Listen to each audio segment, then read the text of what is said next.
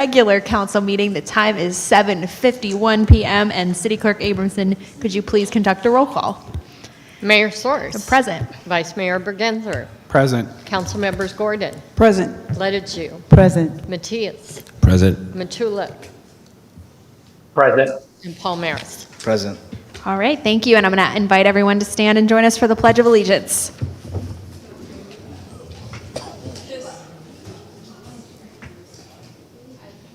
Allegiance to the flag of the United States of America, and to the republic for which it stands, one nation, under God, indivisible, with liberty and justice for all.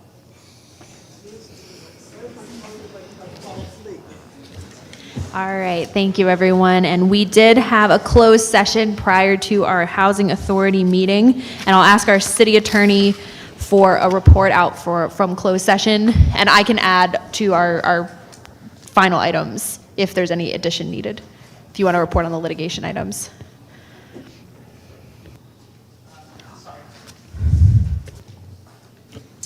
Thank you, Madam Mayor, members of the council. The City Council did meet in closed session with regard to the following items. Item A, conference with legal counsel, existing litigation, United States XRL Kurzman and others versus Microsoft Corporation. It is a case in the United States District Court for the Southern District of New York.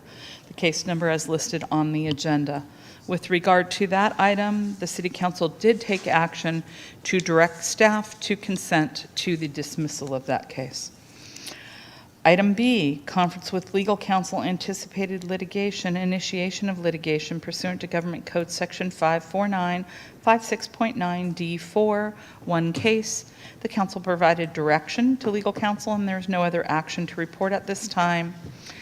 Item C, public employee performance evaluation pursuant to Government Code Section 54957, title City Manager. There's no action to report at this time.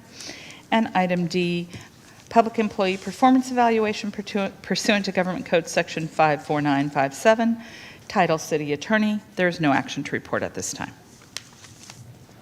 All right, thank you. That is going to bring us to our presentations and commendations, and we do have a proclamation to present tonight, which I feel is a very important one, particularly in our current time, and that is one for a proclamation recognizing Transgender Day of Visibility, which is on May 31st. And we are so pleased to be joined by our friends from the Solano Serenity Center, and I believe we've got 4 representatives here. If you all would join Vice Mayor Bergenzer at the podium for the presentation of the proclamation. We have our co-founder, Melissa Mendoza, Chief Financial Officer, Veronica Bowe, Secretary Chris De Asis, apologies if I pronounced that wrong, and then our past board member, Courtney Robinson.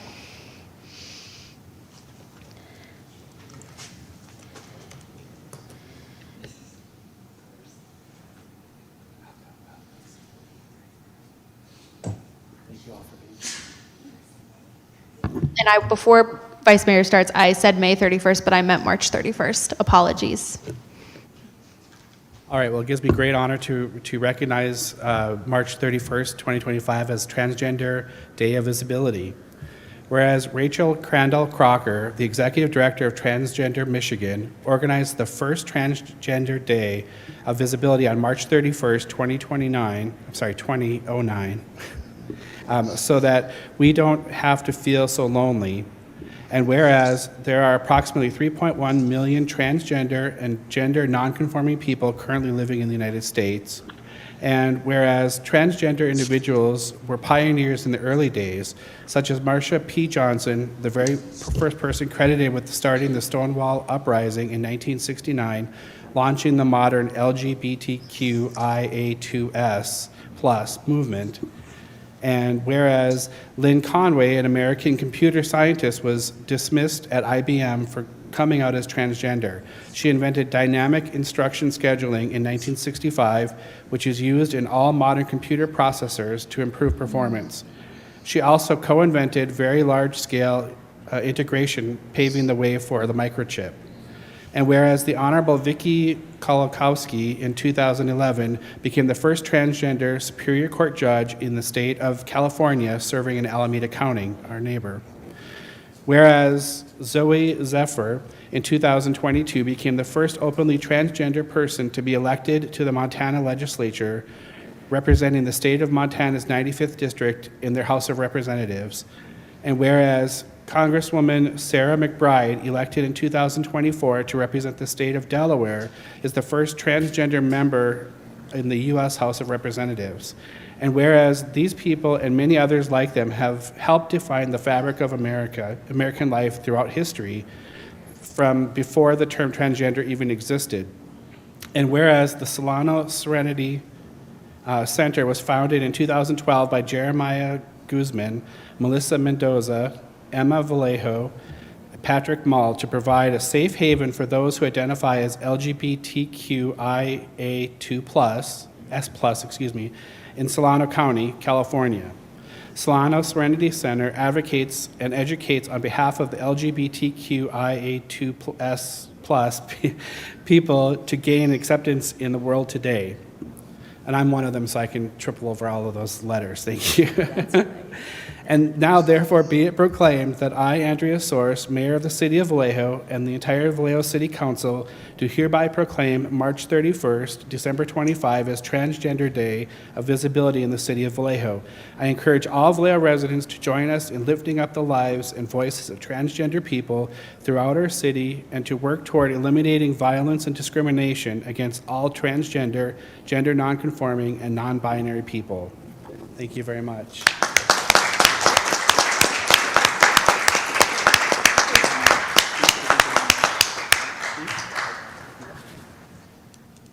Thank you, Mayor Source, and to the City of Vallejo and all of the council members. We are thrilled that you have presented us with this proclamation. The transgender community is valued in the City of Vallejo, and we appreciate you recognizing the positive contributions that our community gives to the city.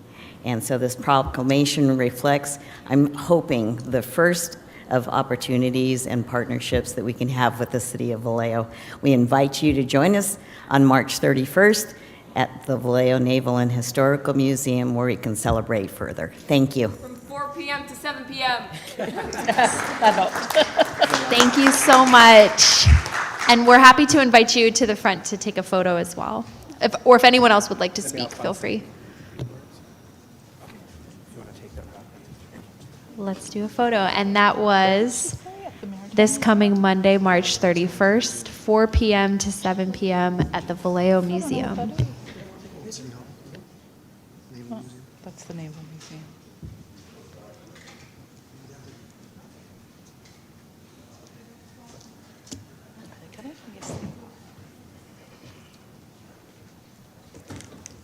Just to make any time. Just, I won't. It's okay. I tripped over it. So I have to break my phone. It's okay. It's just a bunch of bright lights. All right. Look right here on the count of 3. 1, 2, 3. 1, 2, 3. I'll be sure to get Councilmember Matulak in there. 1, 2, and 3. Thank you. Thank you. Thank you so much.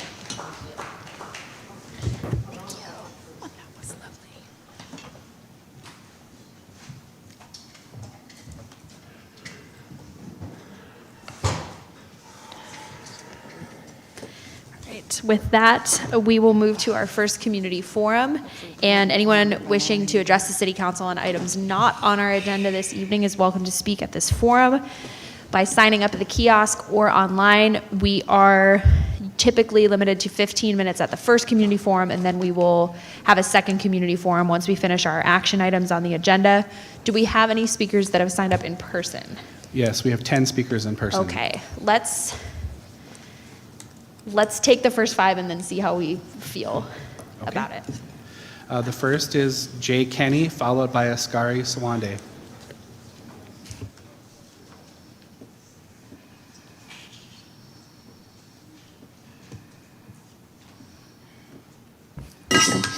And you can lift the podium if you'd like. On your right, there's a toggle switch. Good evening, City Council again. My wife and I are here again on the same basic issues as before. Stop the lawlessness, stop fascism. It's happening locally, it's happening nationally, it's happening internationally. The three issues are basically break down that way as well. I'll begin with the local one, as I've been here now in our third year of requesting this. You have a local COV thug. Apparently he's a confidential informant, perhaps a former criminal. At least they've blocked any California Records Act's request from us stating the code number, which he's a confidential informant apparently. He has a camera in our house, in 3 different windows in our house. It's been going on the 3rd year now. Stop it. Stop this illegality. And we showed you a police report. We showed you videos of him destroying our property 3 separate times, threatening us multiple times. We showed you a VPT report that the VPD is in those cameras inside of our house. That's just an outright unconstitutional criminal act. Please stop it. Nationally, we've all seen it. We've talked about it before. Trader Trump and elongated tusk, egomaniac muskrat, evil muskrat, whatever you want to call him. This Doge, I mean, it's literally a joke. It's cryptocurrency, which is an outright lie, and it's a joke. It's not Doge, it's dog shit. They have no right to be doing anything. Locally, we can do much. I've been out in many private protests, but this city can do something too.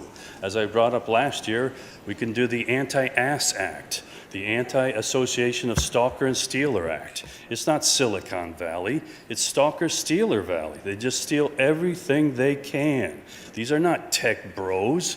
These are tech turds at their best, tech tyrants at their worst. Stop this. We can do many things. We can literally put out an arrest warrant for them, especially the dog shitters and elongated musk. This is just unbelievable.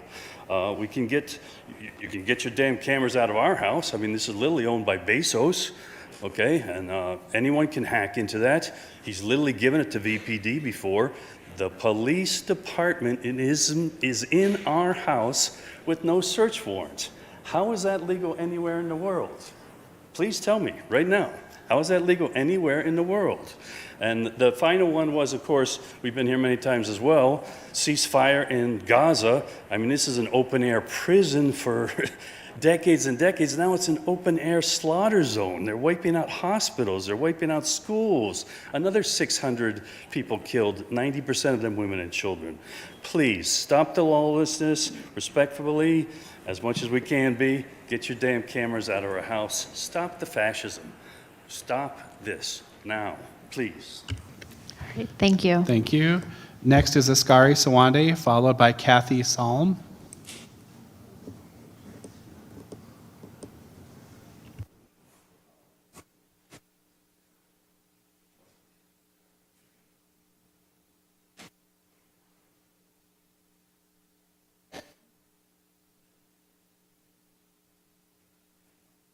Okay, hello. Hello, I'm here today to discuss a matter that is deeply concerning to me, a police chase that occurred on March 12th, 2025, 3 p.m. My partner was driving when a car came head-on. He swerved but was still T-boned. The car spun, came to a stop, and all the airbags deployed. In a panic, he saw smoke coming from the airbags. His fear, thinking the car might explode. He saw 4 police vehicles chasing the suspect, then another 4 more. He tried to flag down someone for help, and no one stopped or offer any support. The result, my car was totaled. Contacted Todd. He showed empathy, but mentioned that the police only pursue the most serious cases. My response, I understand that you have to go after criminals who have caused harm, but let me ask you this. How am I supposed to feel if my doorbell rings and a police officer tells me that my partner has passed away in a car crash? How do you explain that to someone who has just lost the most precious possession? At what point do we start valuing human life? His life matters, and I shouldn't have to constantly be replacing cars that have been totaled because of reckless driving in our community. You are in charge of the VPD. Please do better before we end up with more funerals. I spoke with the Arts Commission last night As a former commissioner, I stepped down. Listening to the discussion last night, I realized we're still in the same cycle, talking about the same issues for over a decade. How do we move forward? The city has chosen these commissioners to advise, give them the authority to make decisions that will benefit our community. The city doesn't know enough about the arts. One perfect example is the art grants, which are written by people who don't have the experience to create grants that are clear and straightforward. If the Hewlett Foundation can do it, why can't we? Let's stop the madness. It's stressful and ineffective. Give the Arts Commission what they need to succeed and allow them to work their magic in this community. Finally, it's time for all of us to come together and support the establishment of the Vocational School of the Arts. I've been talking about this for years. Our educational system is in trouble, but this could provide our youth with a new opportunity. If the city, the Vallejo City Unified School District and GVRD come together with a shared commitment to our youth, our elders, and our families, we can create something different. Let's create our own narrative. Thank you for the blessing and an ashe. Thank you. Thank you. Kathy Salm, followed by Robert Topfer.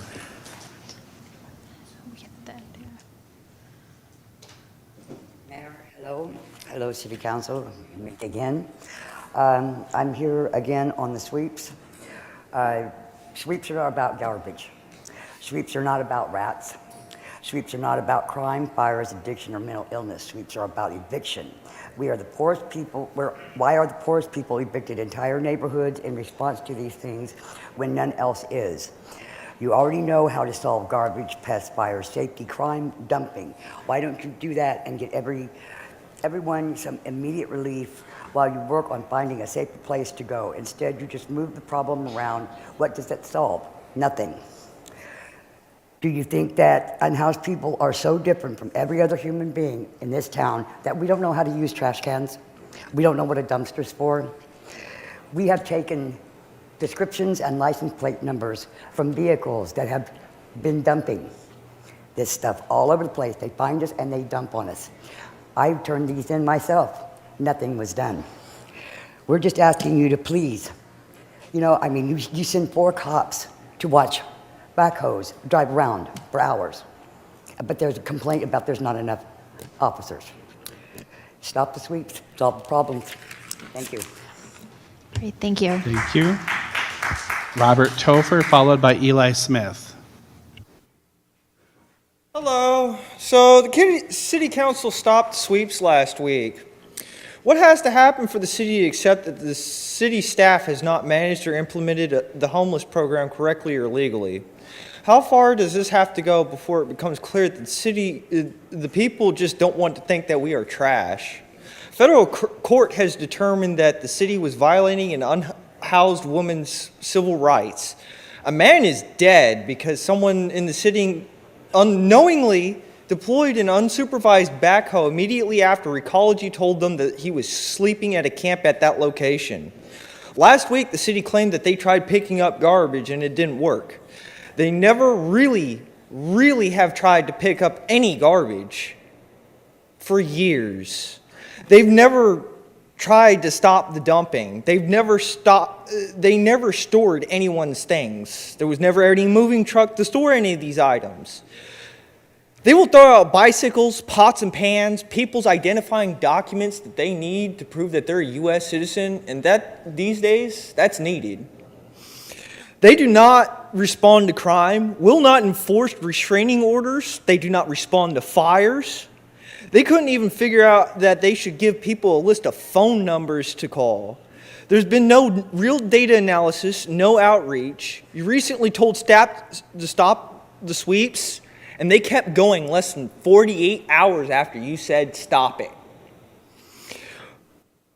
Were text messages about housing and homelessness deleted? Were HUD documents falsified? The HUD presentation last week had misleading, baseless, and largely falsehood information. Stop everything immediately and look at the performance and qualifications for your own staff before you do anything else. You can hire 1 million consultants, and it's not going to help unless staff do their job. And consult someone with actual lived experience. Stop the sweeps before the city kills somebody else. Please. It shouldn't have to be that people die before actions happen. It's been years, man. Needs to stop. Thank you. Thank you. Thank you. Eli Smith, followed by Sean O'Malley.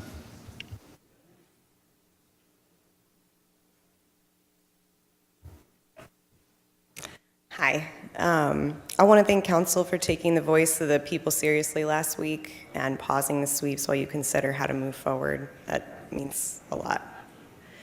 I'm here to ask a question that's uncomfortable, but I think it is important and relevant.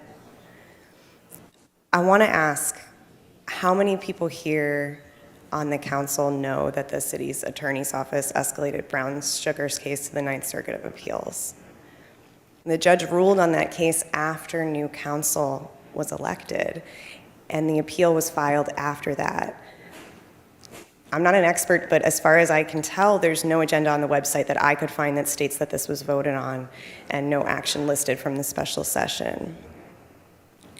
Municipal Code 2.10.041J says, upon the direction of City Council, to settle or dismiss any litigation for or against the city, or to take an appeal or petition for extraordinary relief to the courts of appellate jurisdiction.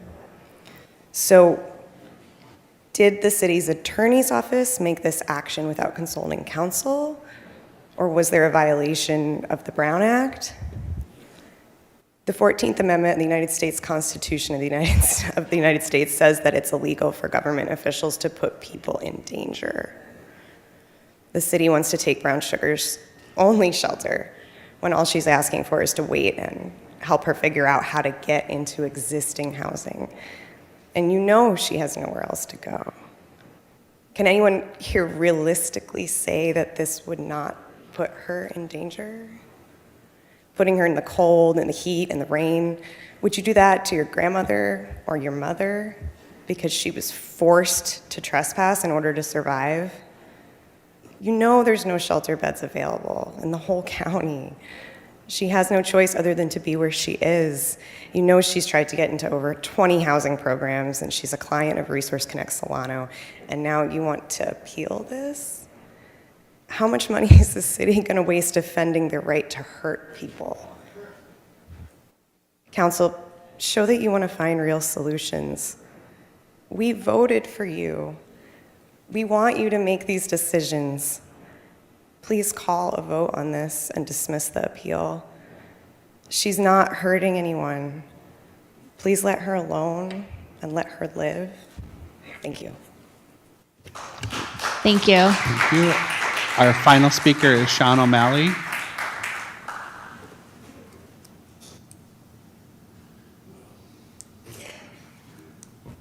Good evening. And you can raise the podium if you'd like. On your right, there's a switch. Got it. Thank you. Good evening.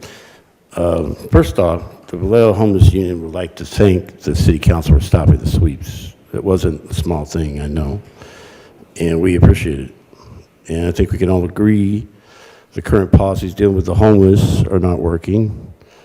Homelessness is primary civil rights issue, and what the city does with these sweeps is discriminatory and wrong. The city, first off, I'd like to talk about James Oakley just a little bit. He had a Jeep, a car at first. The city took that away. He then moved to a dumpster shed in that parking lot. The city took that away too. And then he moved to a tent structure on the ground behind the dumpster shed where he was hit by a backhoe, taking his life away. I think that's directly related to the city's policies on dealing with the homeless, that happened, that he didn't want to be there. The city put him there by those policies. And most people in this town are living paycheck to paycheck. I think they deserve a safety net when the system fails. Please don't resume the sweeps. Thank you. All right, thank you. All All right, that's our 15 minutes of our first community forum. I apologize. I know there were some more people that wanted to speak, and we'll invite you to speak at the second community forum. We have 3 action items tonight, and I'm hopeful that we'll be able to get to the second forum at a decent hour for people to be able to share. So that's going to move us on to our consent calendar. Yes. I just want to send my condolence to the loss of Ascaris. I just want to send my condolence. Thanks. So that's going to move us on to our consent calendar, and I'll go ahead and ask Manny to start the public comment clock on the consent calendar, and I'll ask my colleagues if anyone has an item they'd like to remove from the consent calendar. Mayor? Go ahead, Councilmember Matias. I would like to pull 8H. Item H, you said, sorry. Yeah, the amendments that we're submitting to HUD. Okay, so we're going to pull item H, and we're going to turn that into item 8.1. And we still have our clock going, and I want to check and see if we had any speakers in person on the consent calendar. Are there any online at this time? None at this time, Madam Mayor. Okay, Councilmember Gordon, go ahead. Just for information only, I just want to pull F and I, just for information only. All right, so we'll pull, let's see, that's item 8F, and we'll make that 8.2, and 8I, and we'll make that 8.3.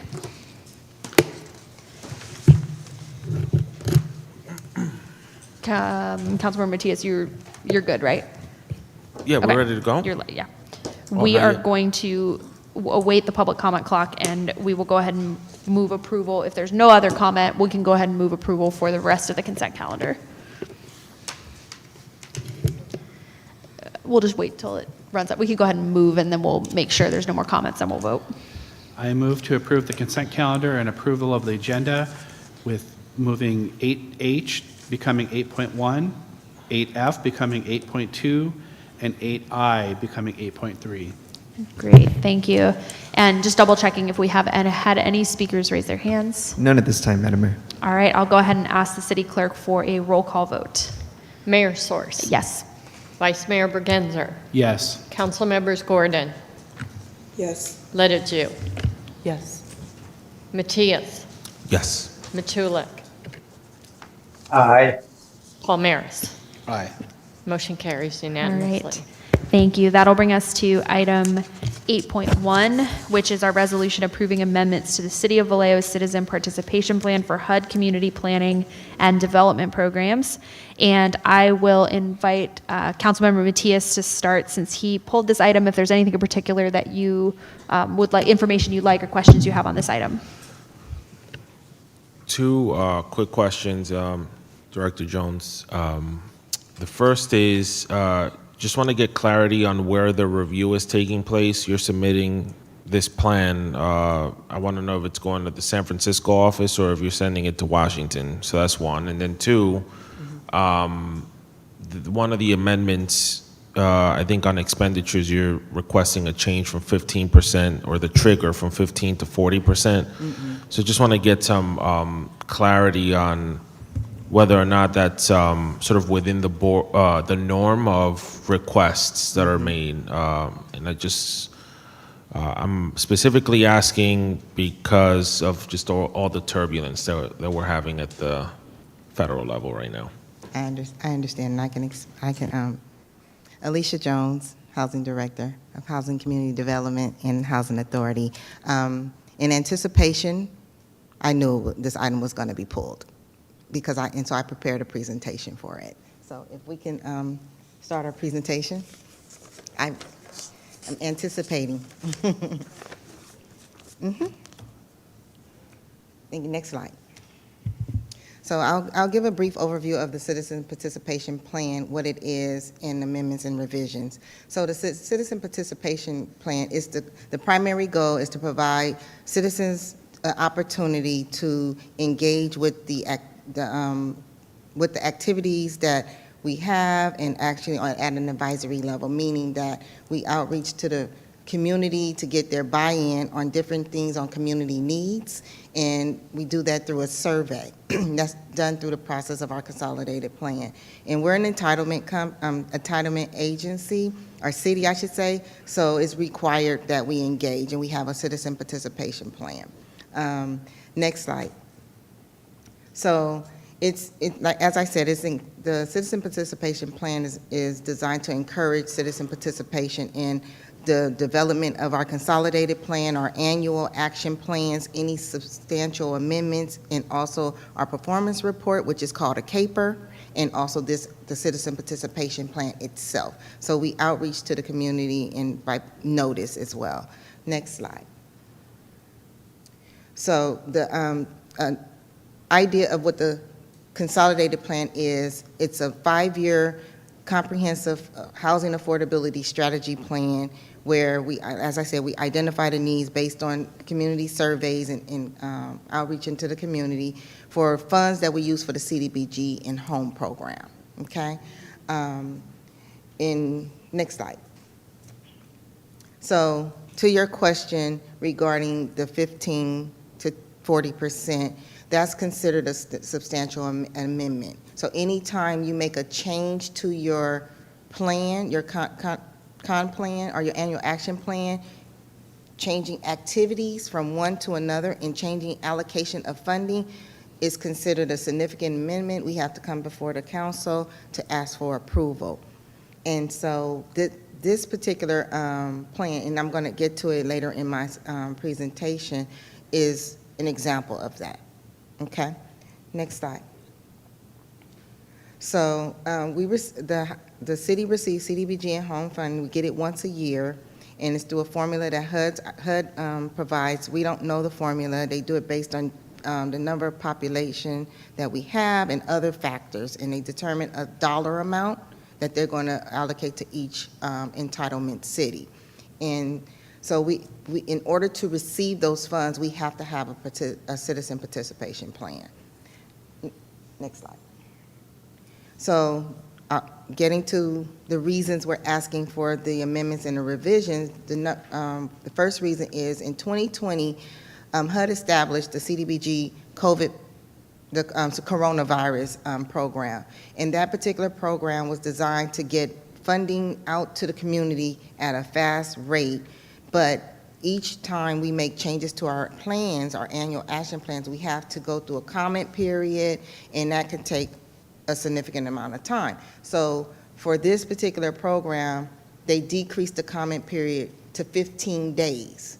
And as a city, we adopted those 15 days across the board for our programs, and now the 15-day notice period is no longer is applied. So because it no longer applied, the HUD field office in San Francisco has informed us we need to align our citizen participation plan and comment period more in line with what's happening. So removing the 15-day notice and allowing allowing the city to implement new HUD guidance without coming to the council for a substantial amendment.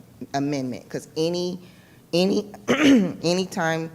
we come before you, we're asking for approval, but we have this process we have to go through, and it can be a lengthy process. So this will allow us, whatever the comment period is at the time for that particular item, will allow us to just implement it without the timeline it takes to go before the council. Next slide. The second reason, as I said, the HUD, San Francisco HUD field office recommended that we revise our citizen participation plan to align more closely with the requirements outlined in 24 CFR Part 91. That particular part of the regulation outlines what must be in our citizen participation plan. Thank you. Next slide.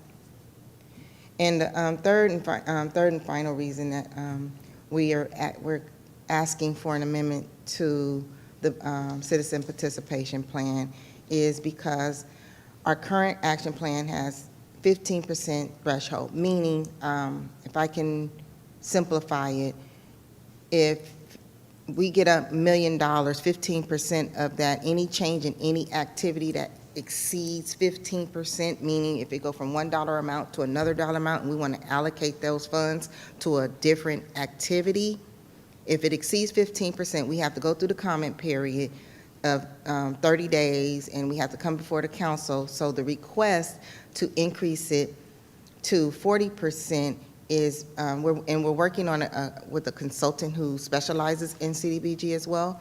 We come with the request to increase to 40% because that's more of industry practice to minimize the amount of transactions as far as it relates to comment period, posting, and things like that. It depends on the dollar amount. If it exceeds 15, but it doesn't go to 4, if it now 40, we'll be okay, and we won't have to come before the council and make all these changes to our annual action plan as it stands. Because right now, everything we do, we have to change the plan, bring it to council for approval. And this is a substantial amendment process. So this ask is part of that process.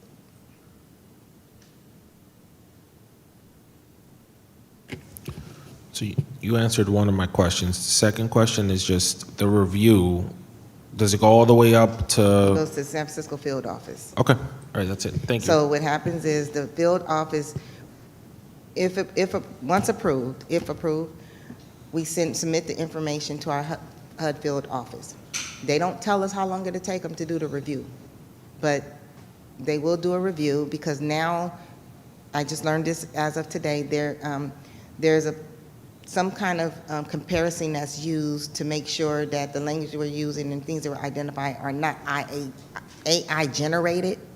So now the review period may take a little longer from HUD. Thanks. That's all I got.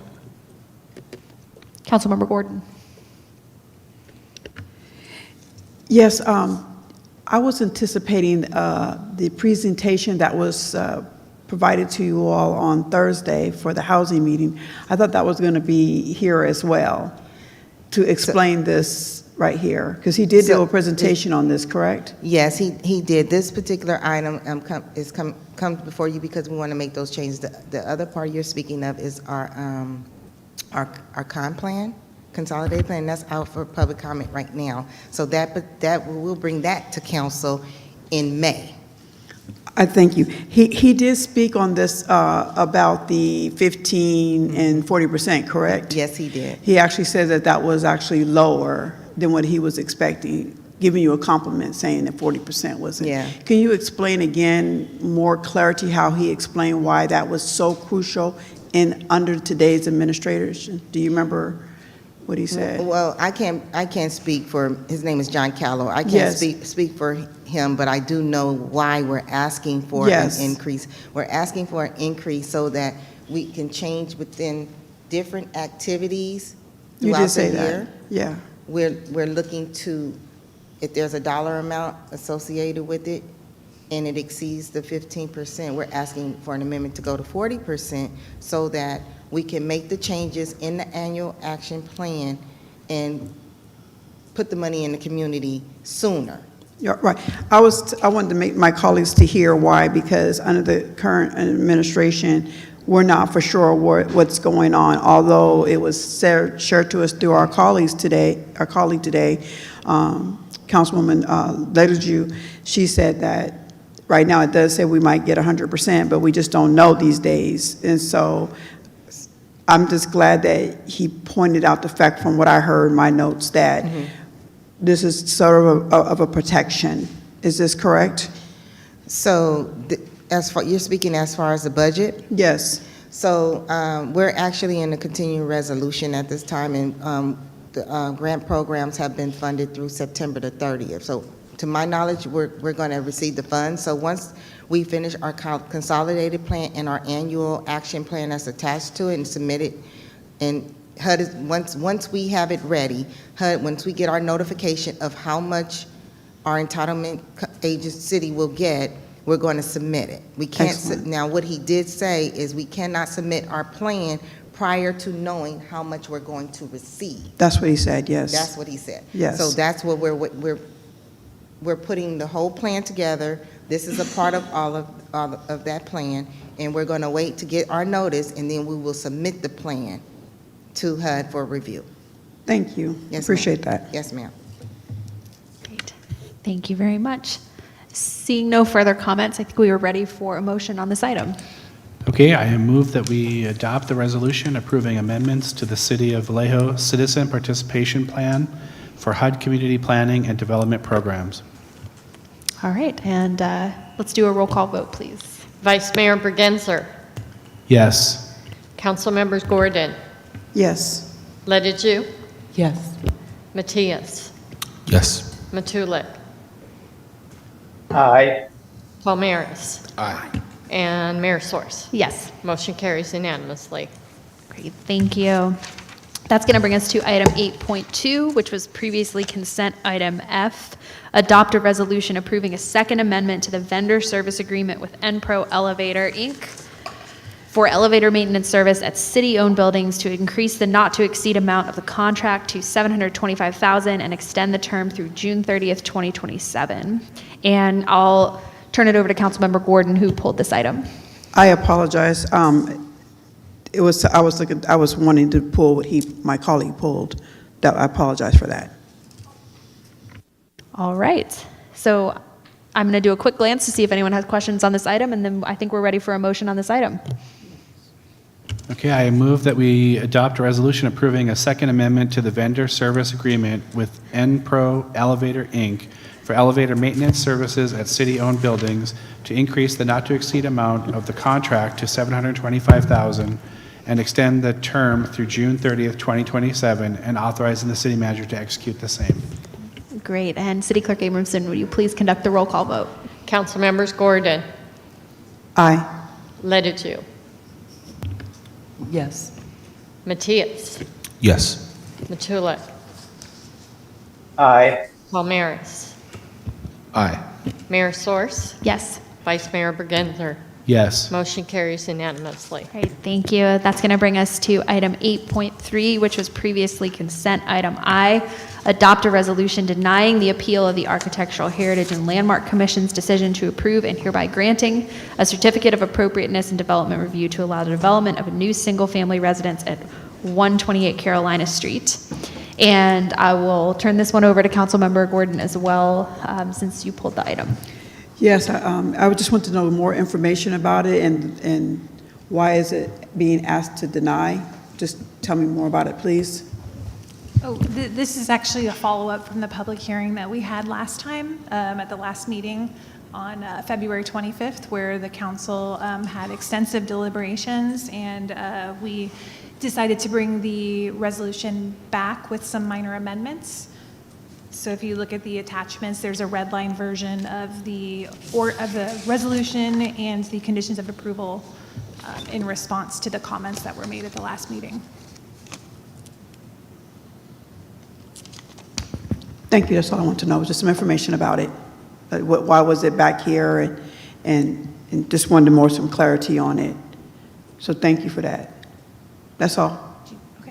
All right, thank you. I appreciate the clarity too, because I think it's good to recognize that this was a follow-up on the item we discussed at the last meeting. And seeing no other comments, I think we're ready for a motion. I move that we adopt a resolution denying the appeal of the Architectural Heritage and Landmark Commission's decision to approve and hereby granting a certificate of appropriateness, COA 22-007, and development review, DVR 22-0031, to allow the development of a new single-family residence at 128 Carolina Street after finding the project exempt from environmental review under the California Environmental Quality Act, or CEQA, pursuant to CEQA guidelines, section 15303, new construction or conversion of small structures. Wonderful. And City Clerk Abramson, would you please conduct the roll call vote? Council Members Ledeju, Yes. Matias, Yes. Matulik, Aye. Palmaris, Aye. Mayor Soers. Yes. Vice Mayor Bergenzer. Yes. Councilmember Gordon. Yes. Motion carries unanimously. All right, thank you. That'll close our consent calendar and bring us to our action calendar. I'll ask the city clerk to please announce item 9A for us. Receive and file annual comprehensive financial report and other annual reports for the fiscal year ended June 30th, 2024. Thank you, and I'll go ahead and open up public comment on this item. Anyone wishing to speak is welcome to raise their hand online or sign up at the kiosk. And we have our finance director here, so I'll turn it over to you, and I know we also have our partners on Zoom as well. Good evening, Mayor, council members. So tonight what we are presenting is our audited financials for the fiscal year 23-24. I wanted to put in some clarification that normally, historically, this report is filed in December or January. This year we had a whole financial enterprise transition, so we had a new general ledger come in, which was a heavy lift for our team, and so it delayed closing of our books.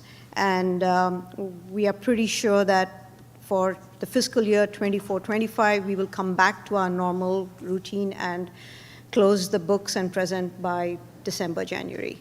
So with that, I'd like to introduce our audit partners, our auditors, LSL, and their two partners. There's Brandon Young and Christian Towns.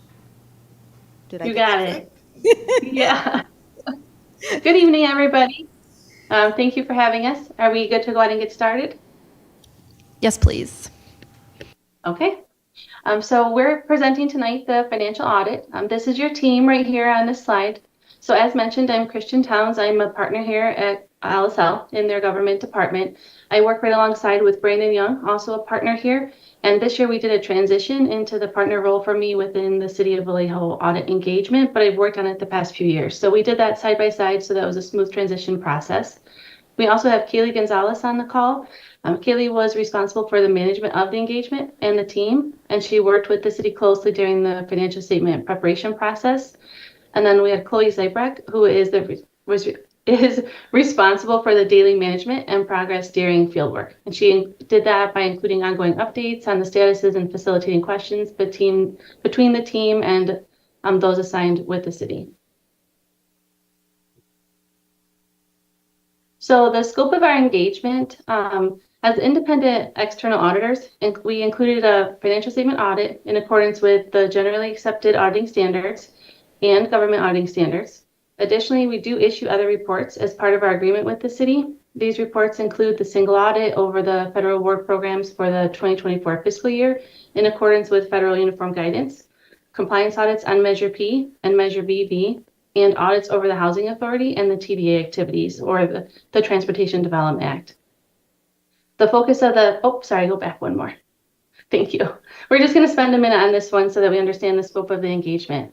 So the focus of tonight's presentation this evening will be on the financial statement audit, noting management is responsible for everything you see in the financial statements before you, including the account balances, footnote disclosures, supplementary information.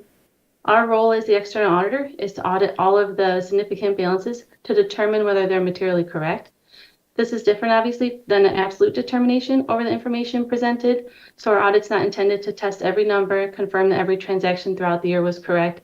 It's intended to determine whether or not those balances are materially correct. And if they do have any small variances, would those variances impact the decisions made by you while using the financial statements?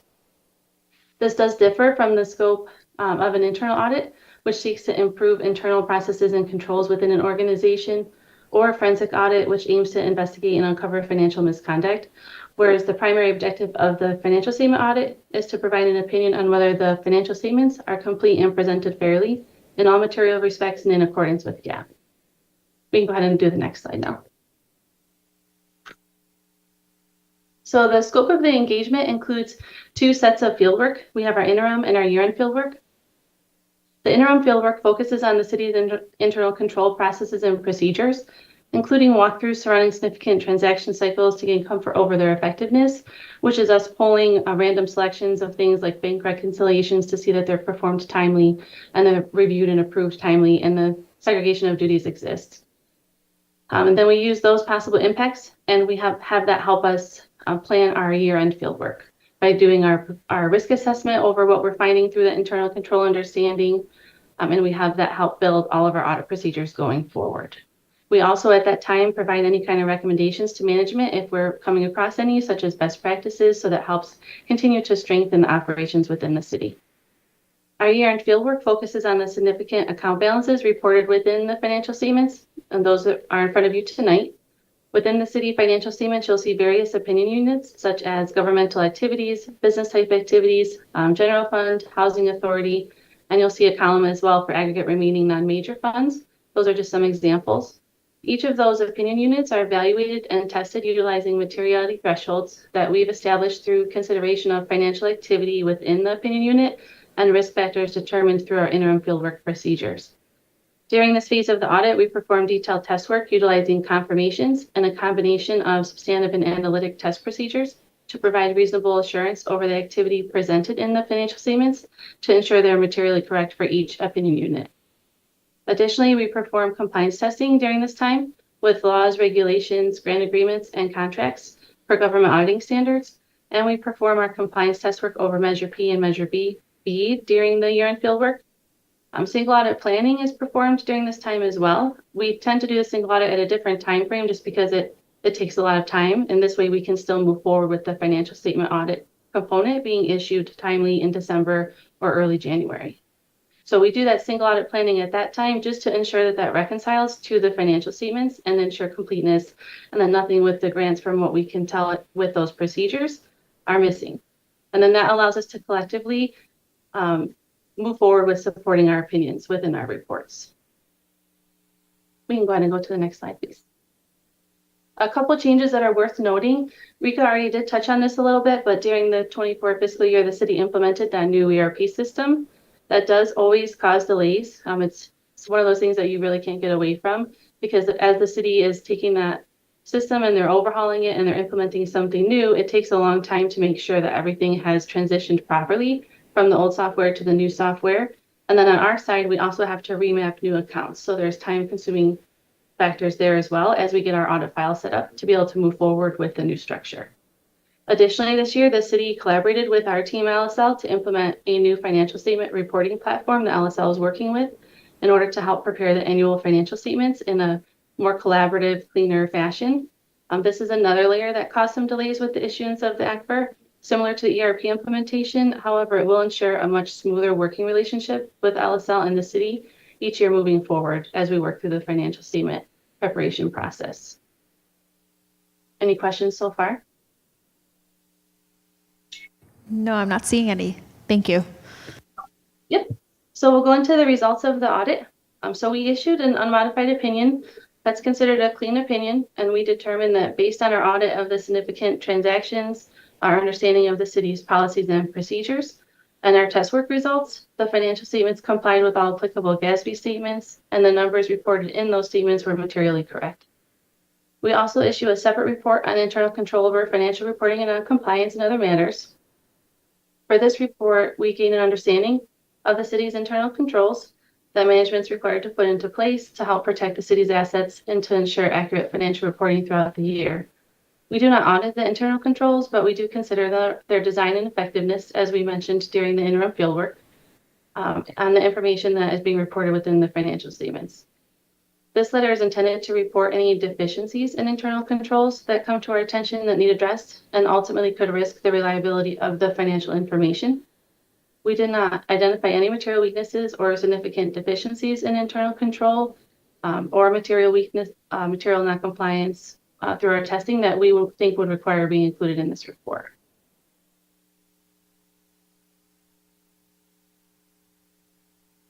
Just to discuss a little bit of the compilation of the ACFR that you have in front of you. So beginning on page 9, that's the start of the introductory section. That includes your transmittal letter. That transmittal letter provides an overview of the report, highlights key accomplishments, formally presents the financial statements to the stakeholders such as the council. Then you have your org charts that's beginning on page 21. That just is the organizational structure at the city. You have your GFOA award that acknowledges that the city has received the Government Finance Officers Association Award for Excellence in Financial Reporting. Then beginning on page 29, you have your financial statement section, starting with the MD&A. That's your management's discussion and analysis. This offers a detailed explanation and analysis of the financial activities and results for the reporting period prepared by your management group at the city. Then we have your basic financial statements, starting at page 52. That presents the essential financial information, so including things like your balance sheet, your income statement, and your cash flow statements. Footnotes begin at page 76. That provides additional details and classifications on the figures, some clarifications as well, and information presented in the financial statements, the basic financial statements. Then we have your required supplementary information and your supplementary information. Those are each within page 152 for your RSI, that's your required supplementary information. Page 176 starts the supplementary information. And both of those are to include additional financial and non-financial data that supports the primary statements and other further insights. And then lastly, you have your statistical section that begins on page 239. That contains historical and comparative data to provide context and indicate trends over time. I'll go ahead and hand that over to Brandon. All right, thanks, Christian. So I'm going to spend a little bit of time just going over some financial highlights for the year. And then if you have questions after, I'm happy to answer them. So this kind of highlights the fund balance, the general fund, which is a positive number, which is a good thing. So kind of a little bit on each category. So non-spendable fund balance represents items that, like it sounds, you really cannot spend. It represents items that have been prepaid, where you've already kind of sent the cash, prepaid insurance, things of that nature. Loans receivable, it's money you have kind of loaned to other entities that is an asset to the city, but you can't actually spend it. That's why it gets included here. And other items would be inventory and I believe advances to the successor agency, which are not available to be spent. Restricted are items that are legally restricted, either by the source of the funding, and they're restricted for a specific purpose. So you have to show them as restricted in your fund. If you were to have committed, this would be kind of council committed actions that you're committing fund balance for a specific reason or some type of rate stabilization fund or things of that nature. Assigned is dedicated by usually the city manager. There are things, the best way I can describe this is probably they're earmarked for items that are either already planned. It's not legally restricted, but they're assigned for a specific purpose that the city already has plans for. And the last category is unassigned. The unassigned meaning the fund balance you have flexibility on, for future budgets and future projects and whatnot that you want to use in the general fund that's available for the city to kind of decide what they want to do with it and how to kind of improve the city and make the best decisions for the organization. So those are kind of some areas for the general fund. Next slide, please. Net position overall, broken out in two categories. So your governmental activities is all of the governmental funds, right? So that's your general fund, all the special revenue funds, any capital project fund, and then debt service funds. Those are all rolled up into governmental activities. It also rolls up the net position of your internal service funds that you guys have. So that is basically reported on your government-wide statements in one column. And then business type activities is all your enterprise funds that are rolled up together. So for the city, I believe it's water, fiber optics, parking. I just had it pulled up and I closed it. I know there's two more here. The marina and then the golf course. So those five represent your business type activities. Essentially, those are activities in the financial statements that are intended to be self-supporting and make money, where the governmental funds are intended to be more, break even, so to say. They're for a purpose. So an increase is a positive. It's a big increase this year, about 66 million. So trending in the right direction. Really for a variety of reasons. So you want this to be increasing and have a healthy net position. So anytime it's going the opposite direction, it's not a positive thing. But both activities increased this year. So we wanted to highlight that and kind of just make note of that for this year. Next slide, please. Capital assets also increased about 22 million overall. So about 19 of that was related to kind of the city itself. And then the business type, the funds that I mentioned before, was about 3 million. So this is always something you want to see increase. This really represents putting money back into the city, updating infrastructure, putting money into streets and roads, putting money into the water system. So if this were decreasing, that would mean you're kind of just depreciating old assets. And at some point you'd run into problems if you're not investing money into kind of updating the city over the course of time. So healthy increase this year, that really is money being invested back into the city year over year. Next slide, please. Pension and OPEB, these are always, these are a lot of questions on these. So this year there was an increase. I wouldn't say it was a huge increase given that the overall liability is about 350 million. So it's probably about a 5% increase. And we talked about this one before. So this number is a bit of a moving target. Best way I can describe it. A lot of it is predicated on the rate of return on investments, how the stock market is performing. 2 or 3 years ago, I believe it was the measurement year 21. It was a booming year. That post-COVID year, it was a huge increase, and everyone's pension liability went down. There was a bit of a false narrative, and then the year after that, it was the opposite, and then we lost money in the stock market, and now it's kind of leveled out. Right, we're at a bit of a more of a normal, what we would expect, or semi-normal, I guess. So this year it did go up by $12 million. And if you have specific questions on each one of the plans, I can answer them, at the end. But it's not a huge increase, but it is an increase, and it's probably more of a regular year, what we'd expect to see. So we wanted to highlight that on this slide as well. Next slide, please. So in better news, OPEB liability, which is your kind of your post-retirement benefits, healthcare for retirees, did go down a little bit. So it went down by about 1.7 million. So that's a positive sign. So really, it's predicated on probably a pretty solid year investment-wise for the OPEB assets. Possibly less benefit payments. Again, it's both of these are predicated on assumptions. It's predicated on them predicting what they expect as far as who's going to retire and when. It's predicated on assumptions on what they're expecting to be the rate of return on an investment. So that's why these are hard to predict. There's a lot of intense actuarial calculations that go into these. But OPEB going down is a good thing. It's a small number, obviously. You're not talking 350 million, but it's nice to see it go down and be more funded than in years past. So next slide. I think actually that's kind of the highlights. I'll kick back to Christian to finish strong here. Thank you, Brandon. So to go over then the results of the other components that we did. So for example, the Measure BB and Measure P compliance audit. So with that, we also issued an unmodified compliance opinion on the financial statements of the Measure BB and Measure P that affirms that in all material respects, the city complied with the compliance requirements referred in specific ordinances and expenditure directions approved by the council. So supporting appropriate use of revenues collected. Additionally, we noted no significant deficiencies or material weaknesses to be reported related to those. You can do the next slide, please. Then we have the results of the TDA audit. So with this, there was no activity that occurred in the 2024 fiscal year. However, these financial statements are presented comparatively. So we still go through them. We still make sure that everything with the city doesn't appear to be something that should be reported or considered in the TDA audit, and that anything that we're aware of there was used appropriately, or at least was considered and evaluated appropriately. So with that, there's no non-compliance, material weaknesses, or significant deficiencies to be noted there either, and also an unmodified opinion was received. So then we have the status of the remaining engagements and then the information on the upcoming 2025 audit. So the Housing Authority audit and the single audit, both of those are required to be issued in order to be in compliance by 3/31 and to meet regulatory deadlines, both for the REACT submission and for the uniform guidance submission with the Federal Audit Clearinghouse. We fully anticipate that those will be met. We're working with the city team closely right now, and we're in the final phases.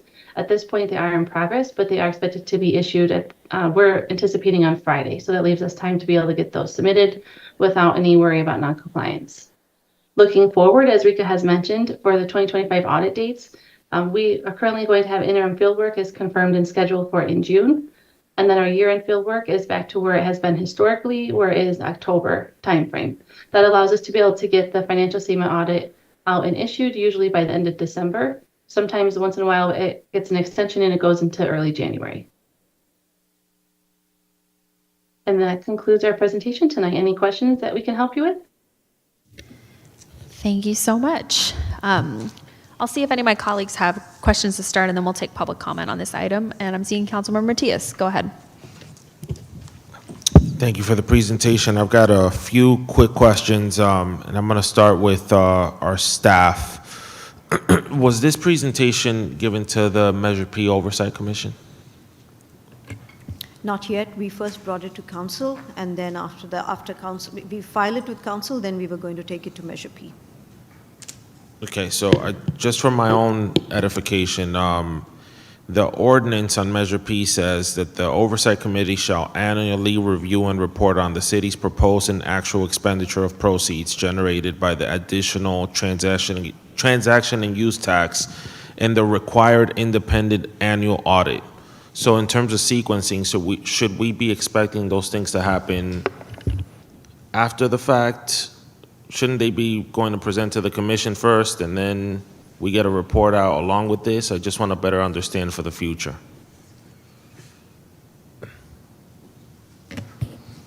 I would have to look more closely at the ordinance and interpret that. I didn't do that in advance, but I think that's a good question. If they're reviewing, are they reviewing and providing a recommendation to the city council regarding the audit? I'm just reading the text, and then it goes on to say the committee's report shall be submitted to the city council for review and discussion at a public meeting of the city council and shall be made available to the public. So I would assume that that should be happening beforehand, but I don't know.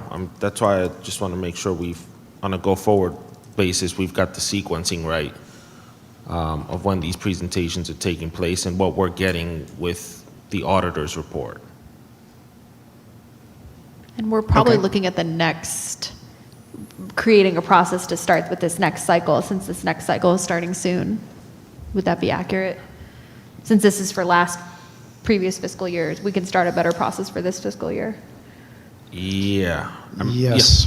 Yeah. Okay, so that's number one. And then my final question to the auditors themselves. I'm sure you guys have engagements with other municipalities. Are there any areas in particular that you're sort of paying attention to over the next year or two? Christian, you want to go? Yeah, I was trying to get to the mute button quick enough. Okay. I'm sure we both have anything to add there. I would say that there's always one area that we always look at is any kind of new GASB implementations. And this coming up year, there's one for compensated absences. That's something that the city is aware of. There's trainings out there. We offer trainings as well. We look for that to ensure that in the year of implementation, that is properly incorporated into the financial statements. So that's always an easy one to pick at. Then from there, we just continue to go through, and each year, based on the city's operations, that will drive if there are particular areas that we're looking into for the city itself.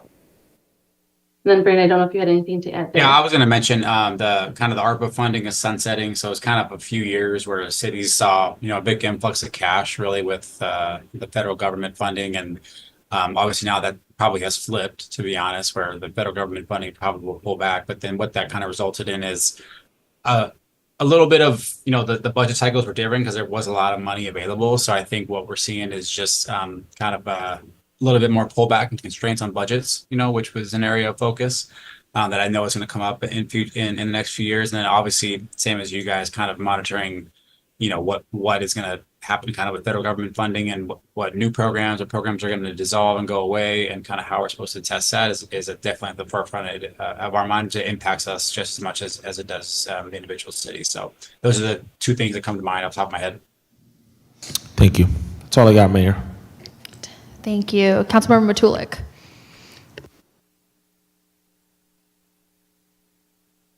Thank you, Mayor. Quick question on the ERP system. So was that, who made that determination to switch to that system?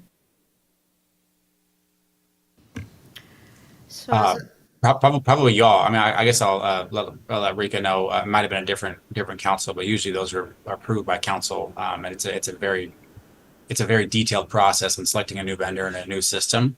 But Rika and Florida may know the history better than myself. Yes, so for a little history, pre-pandemic, we did go through a whole RFP process. And I think some of the big guns who did apply were like Tyler Munis and Oracle. And the quotes were anything from 6 million. They were starting at 6 million to 10 million.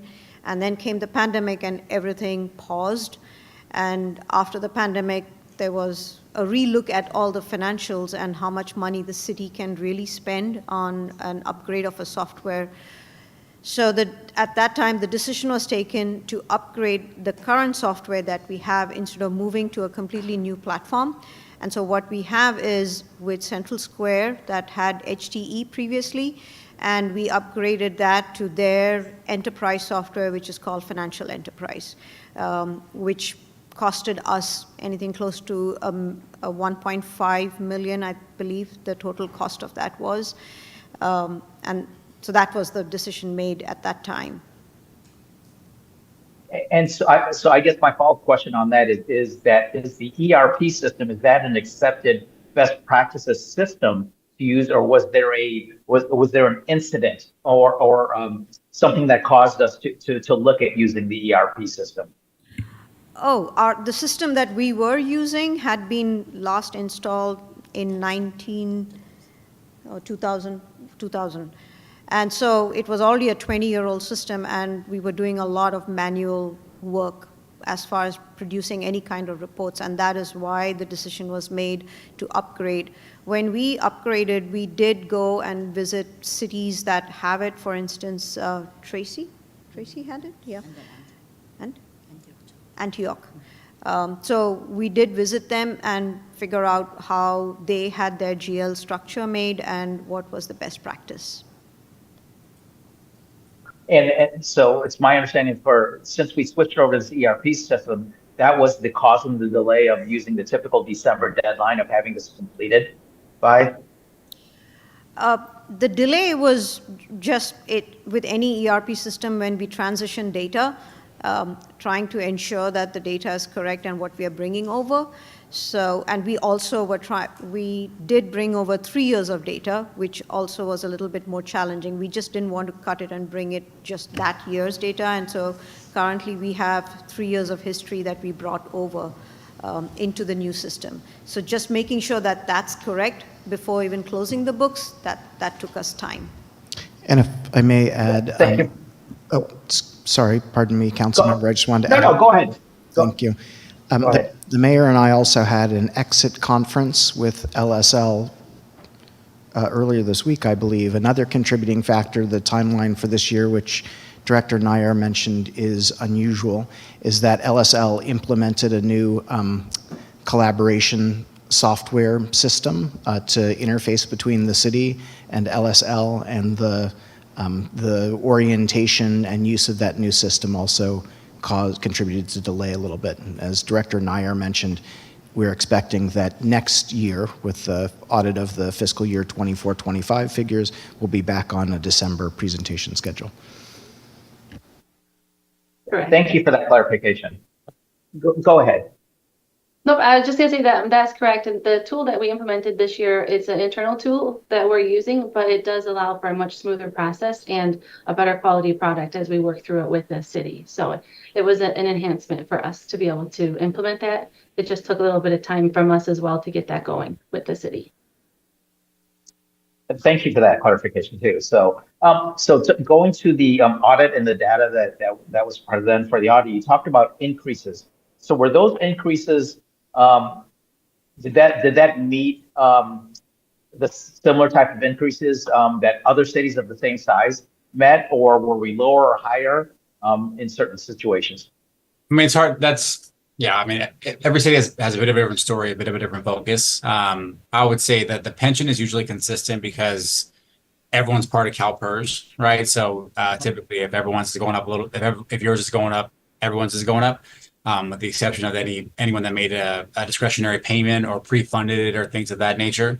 So that I would be consistent, but the capital assets really is across the board. It just depends on kind of the budget and the funding sources. You want to see it increasing, right? Because you're investing in your city, you're investing in your roads.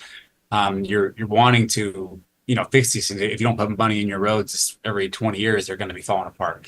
So I think the trends you're seeing, especially with the capital assets, OPEB going down is what you want to see.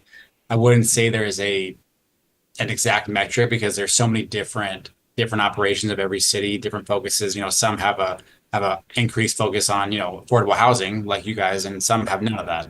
So it's just, there's different areas and there's different staffing challenges. So I would say the metrics that we've presented, I think are are positive. That for this year, I think that's the direction you want to see. But not every year is like that.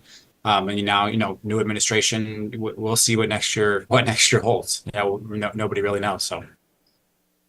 And through your auditing system, were there any determinations that you were able to identify to where we could have potentially increased some of these increases even more than what they were?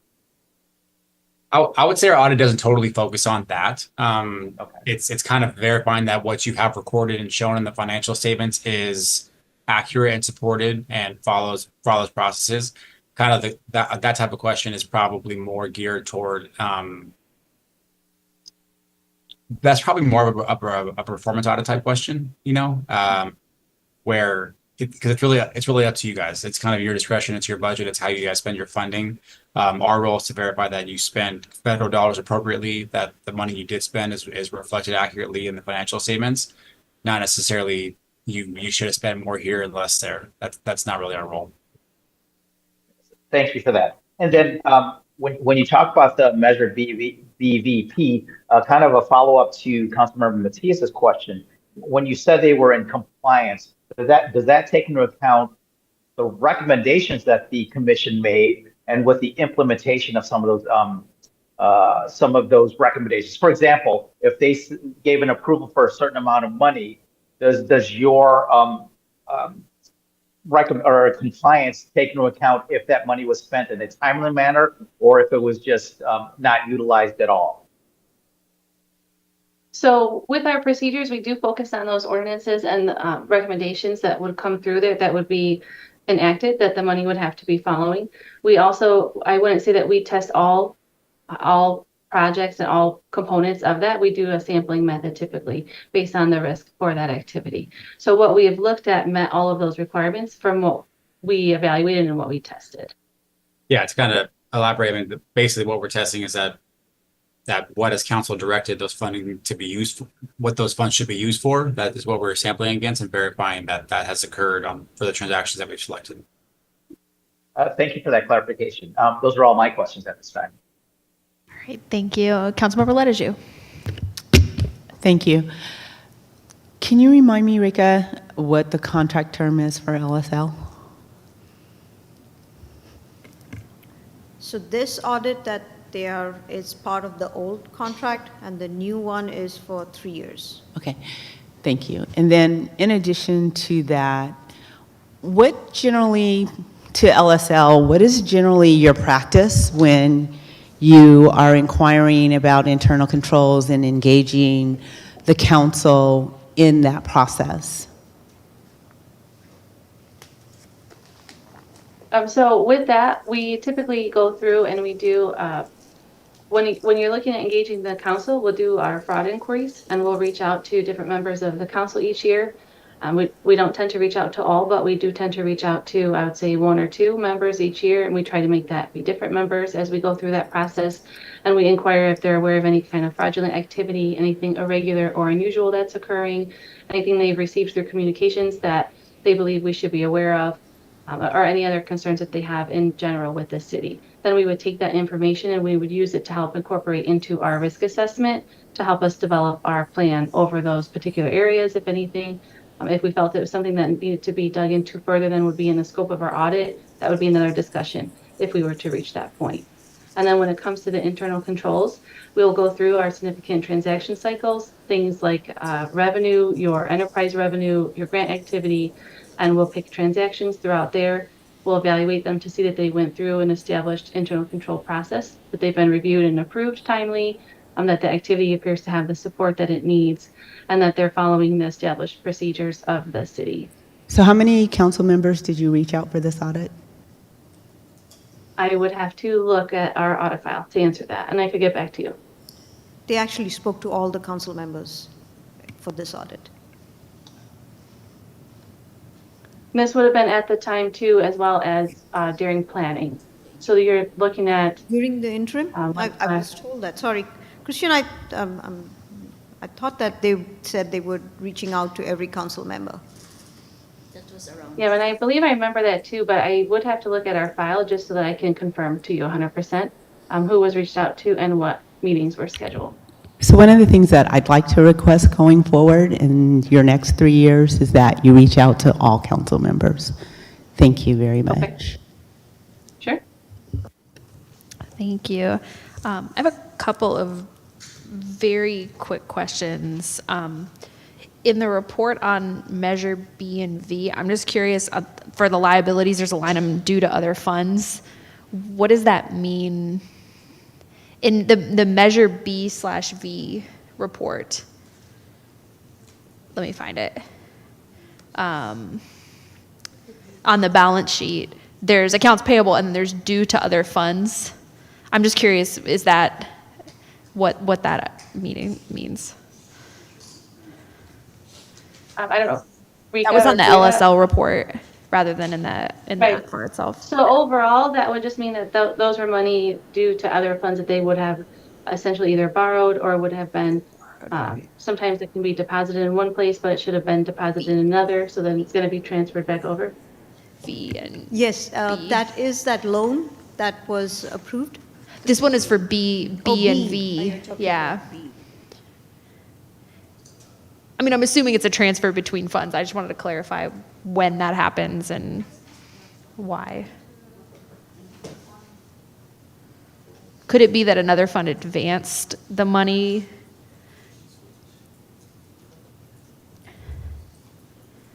It's on page, I mean, it's on the balance sheet. It's on page 3 of the report.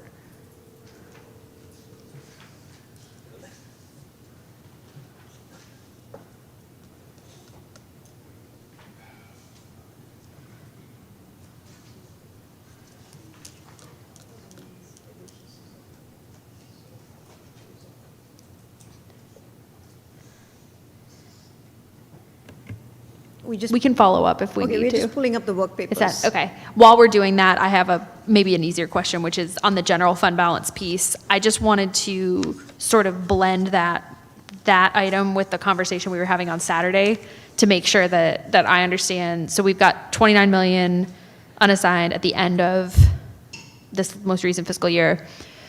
We had a $6-ish million surplus from the previous year, which we then reallocated to in the mid-year ask to basically balance our budget this year, which means that unassigned is now down to our usual kind of 22, 23 million at this time. So this unassigned would be for 23, 24? Right. Which is then coming as the opening balance for 24, 25? Exactly, and then we took the 6 million that was the surplus from that year, so I wanted to kind of do that. And then would it be accurate to say that the restricted and assigned, are those the trust funds we were talking about, or is that something else? No, I mean, partially. So we are also putting the Measure P funds as an assigned Okay. fund, so that is a big chunk of the assigned funds. Okay, that makes sense, okay. So the trust funds would be would just totally accounted for separately? So when it comes to the pension trust, it is.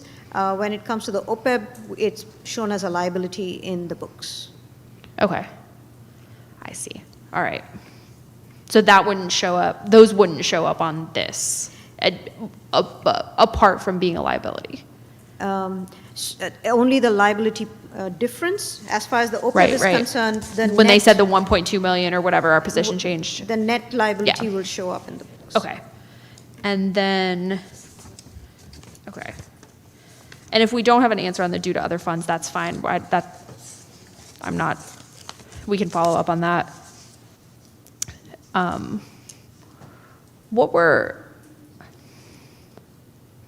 just wait a second. So the due to other funds is actually due to the workers' comp. Okay. So at the end of, so Measure B, the Measure B, we have the tax. Yeah. But we don't receive it at the end of the year, so we record it as receivable. So we have 3.6 in receivable, but we also have payables.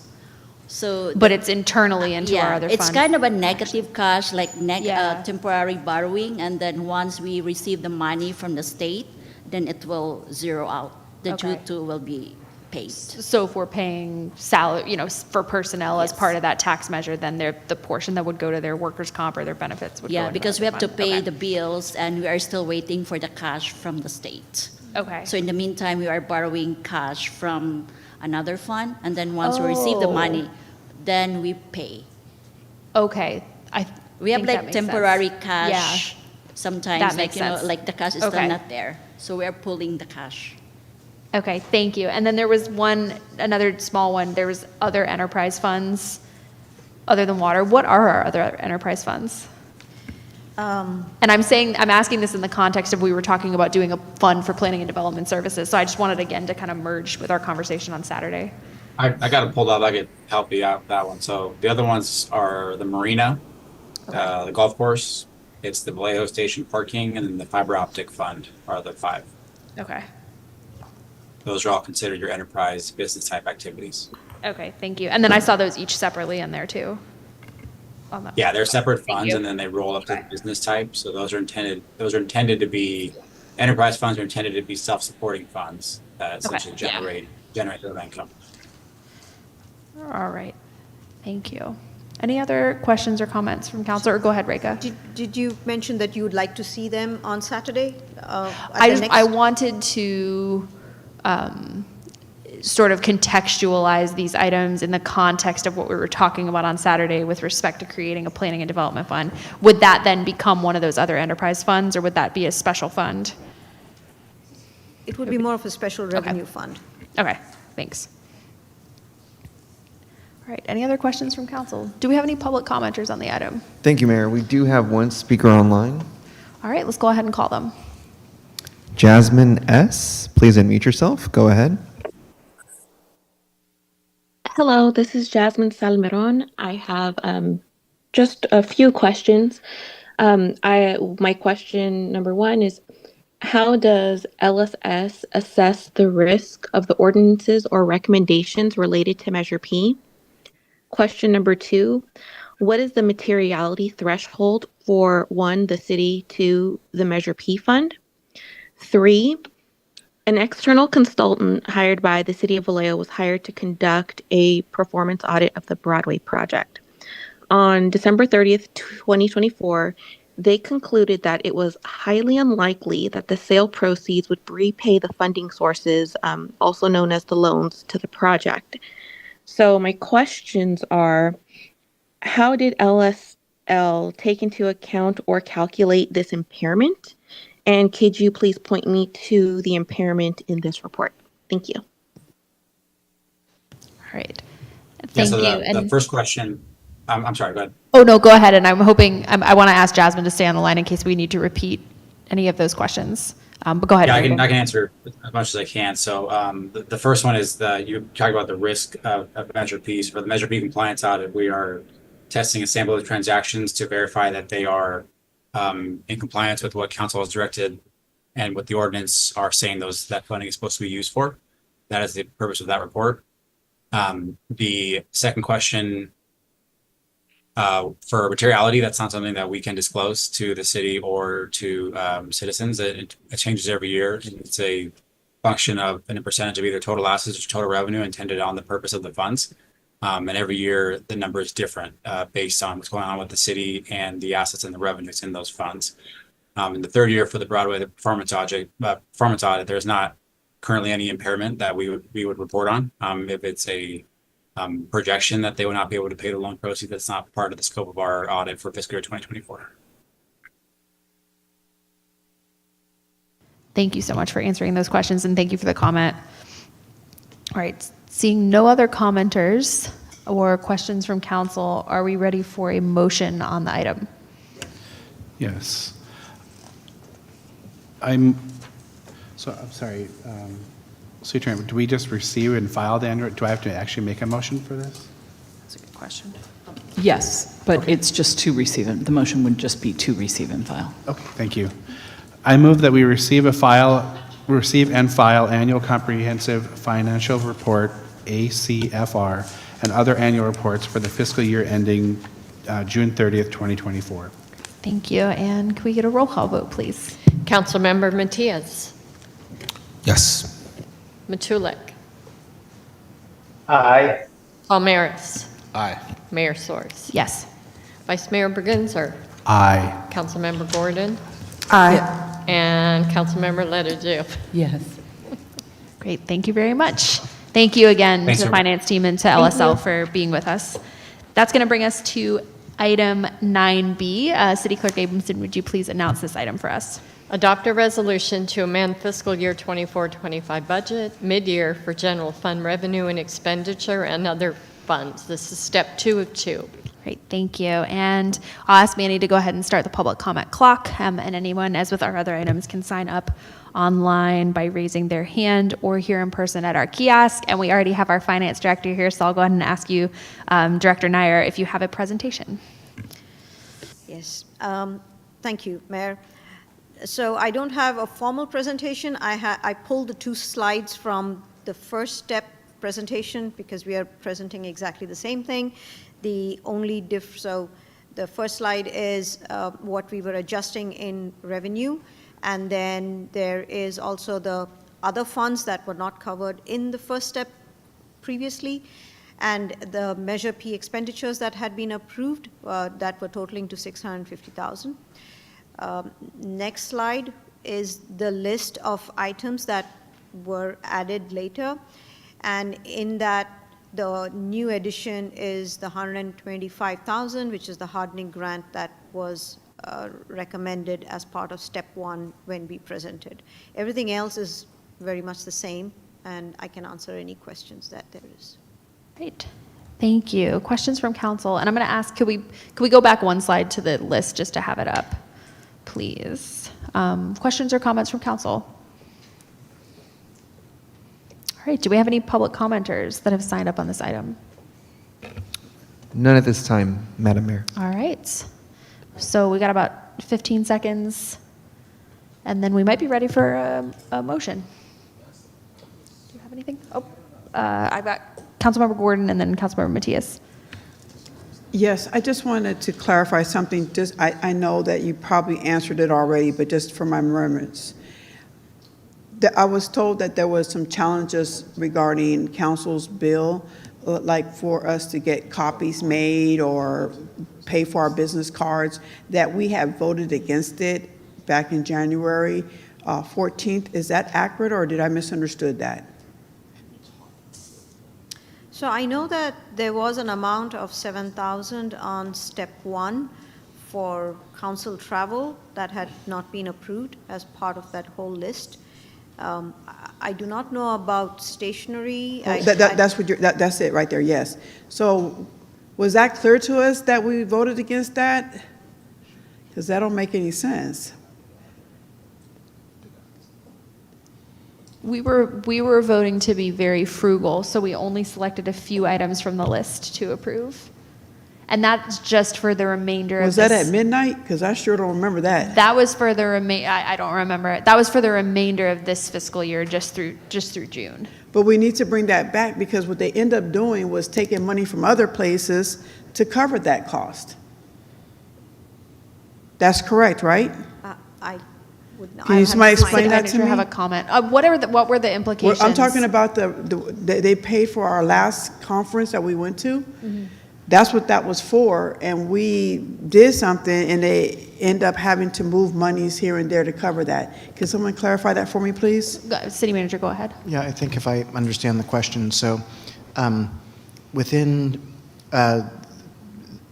the City Council adopts a budget for a department, for something like various services and supplies, which training and supplies would be a portion of, if there's a overrun in one of those line items, staff can move money within those line items. So say, for instance, take it out of printing and move it into training if there's an overrun in one and we think we're going to be underexpended in another area.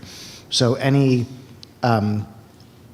overruns in council training or meals came from, up until the mid-year, came from within the existing council budget.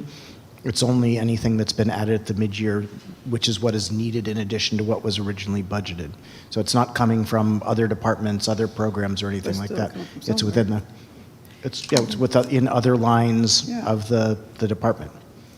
I would like to bring that back because we need our business cards, we need copies, we need those things. I mean, some people may have the leisure to do that, but I don't. So- Especially with my disability, you know, I need to have everything printed out for me.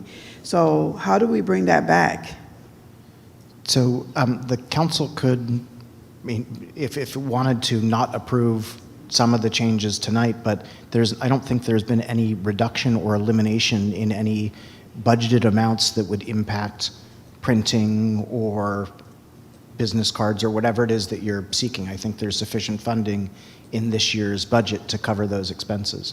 Okay, but I just wanted to make sure our colleagues are aware that when we see things, we need to make sure we double study it, because you still had to move something somewhere to cover that, what we denied on January 14th.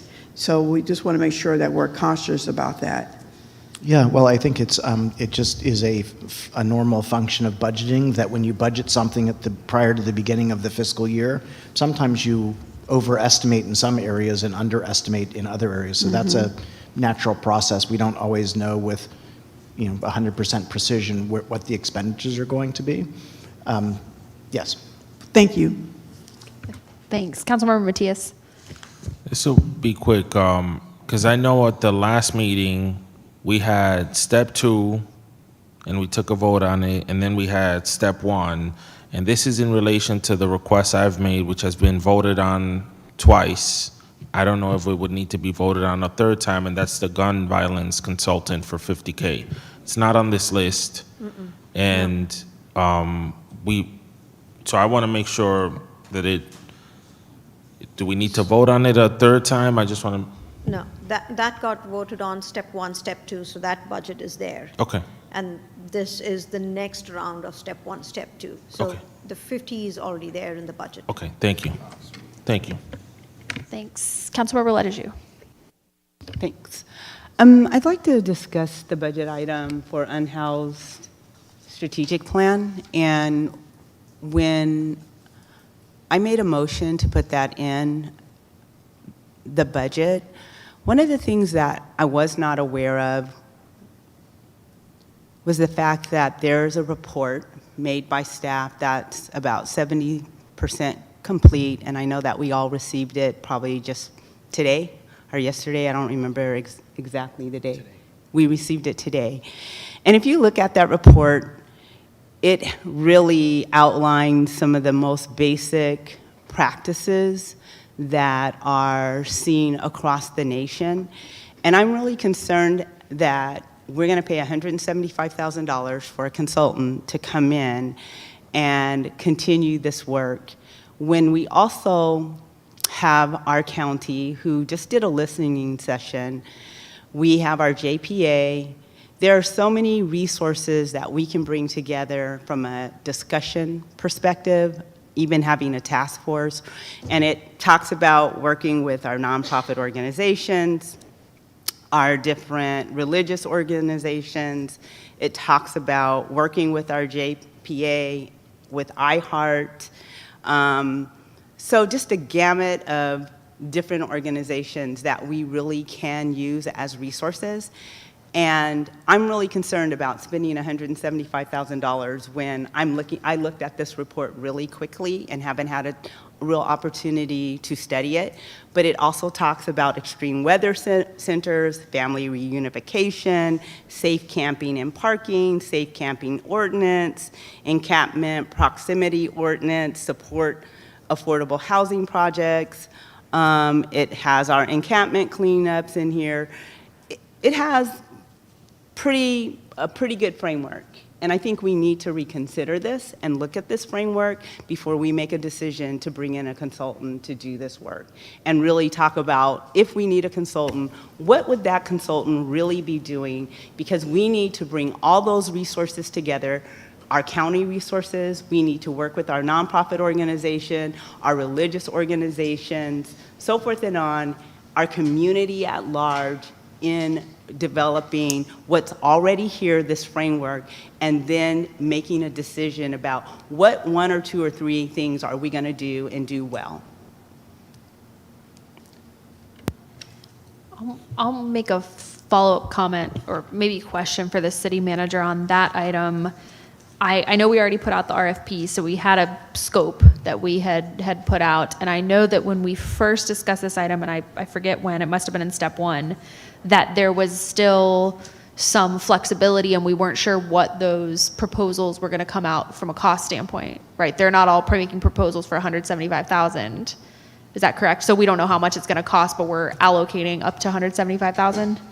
Yeah, we received proposals with a range of different funding Okay. amounts. I think they range from about $100,000 to $200,000.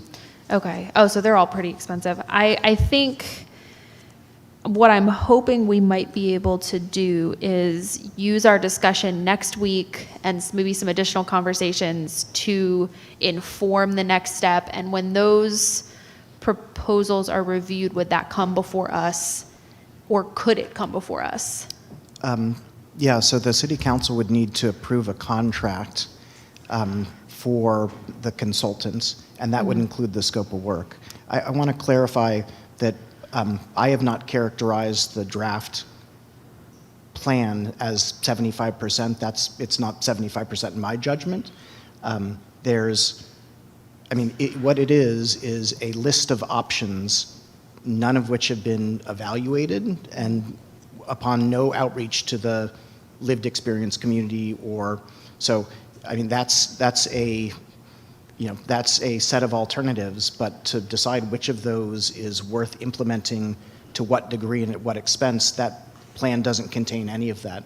So, it's city staff, if they were redirected from other things they're working on, although they don't have the same level of expertise as a consultant who does this throughout the nation, could develop a plan, they would have to go through the same steps that a consultant would go through.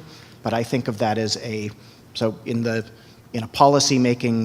standard policy-making model, you define what the problem is. I don't think we have a really deep understanding of what the situation is with the unhoused in this community in terms of all of their different needs and where they need assistance.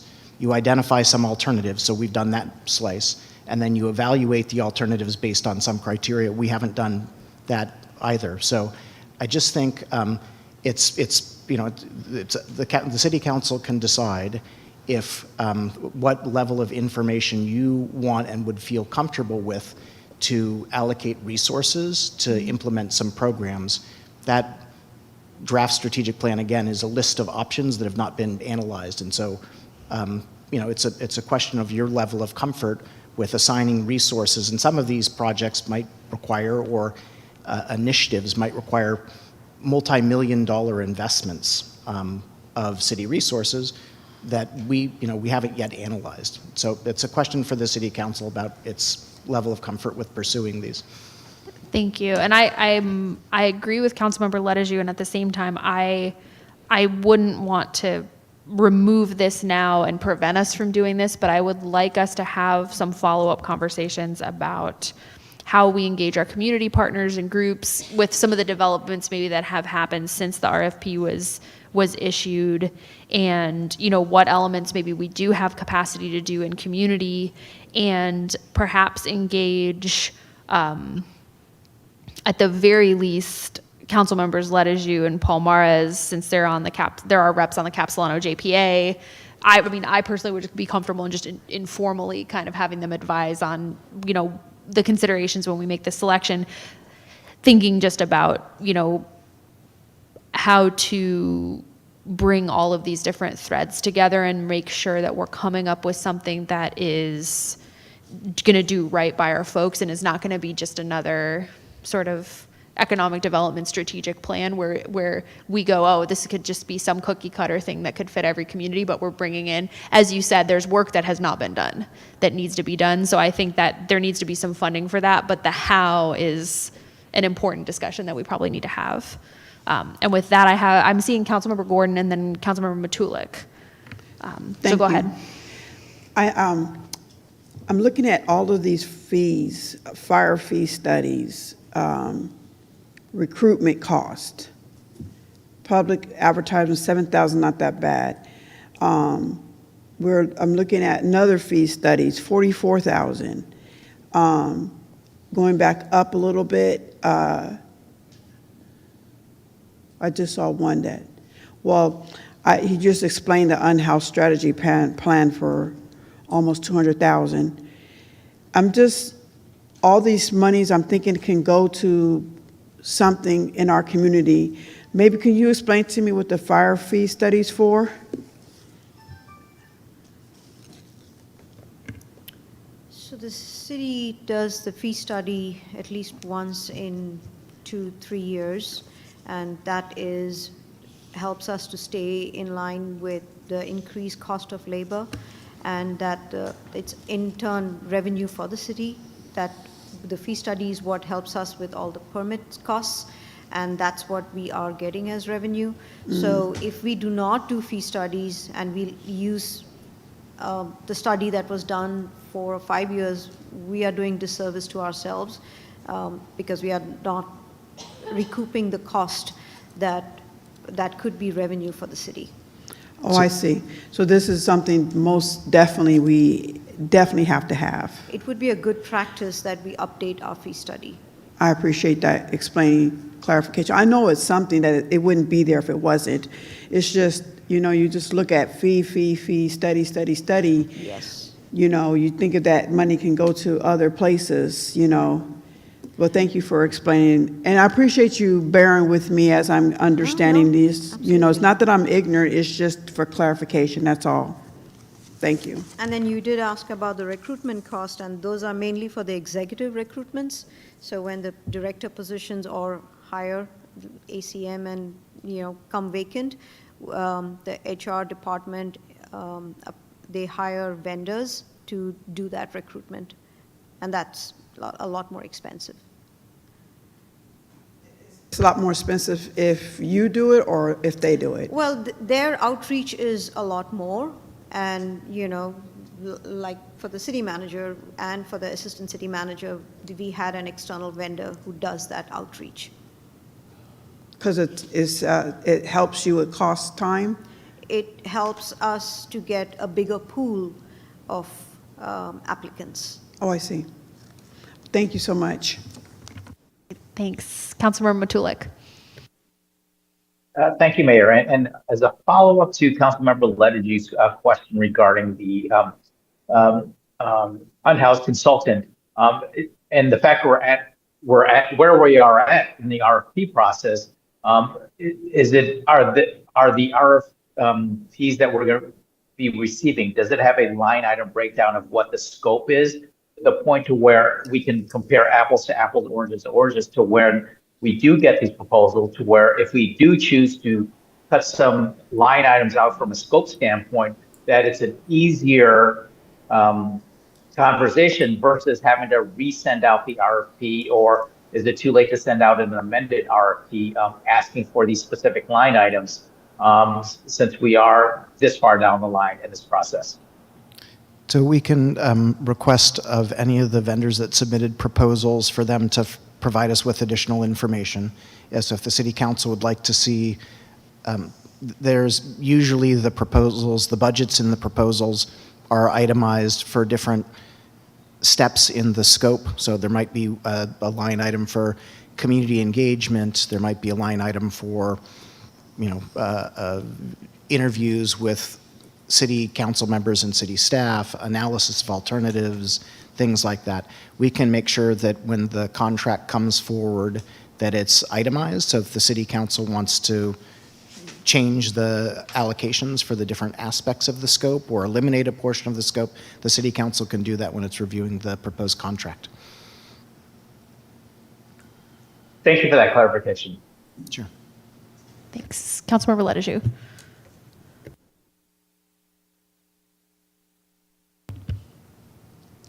You're all right. With that, are we ready for a motion on the item? With some, I think we have some comments on the need for next steps around the unhoused strategic plan. Go ahead. Those comments need to be part of the... Not necessarily, Okay. yeah. I just want to make sure. Yeah. Okay, I think move so. that we adopt a resolution to amend the fiscal year 2024-2025 budget mid-year for general fund revenue and expenditure and other funds, step 2 of 2. All right. Can we get a roll call vote, please? Councilmember Matulik, Yes. Palmaris, Aye. Mayor Soers, Yes. Vice Mayor Bergenser, Aye. Councilmember Gordon, Aye. Lettiju. So real quickly, can I revamp the motion? Can I do a friendly? We Well, may be stuck because we're in the middle of a vote. Okay, Yeah, I that's think- fine. Yeah, normally that would take place at the time of the original motion and then offer an amended motion That's fine. or amendment to the motion. Okay. So you called me, so no.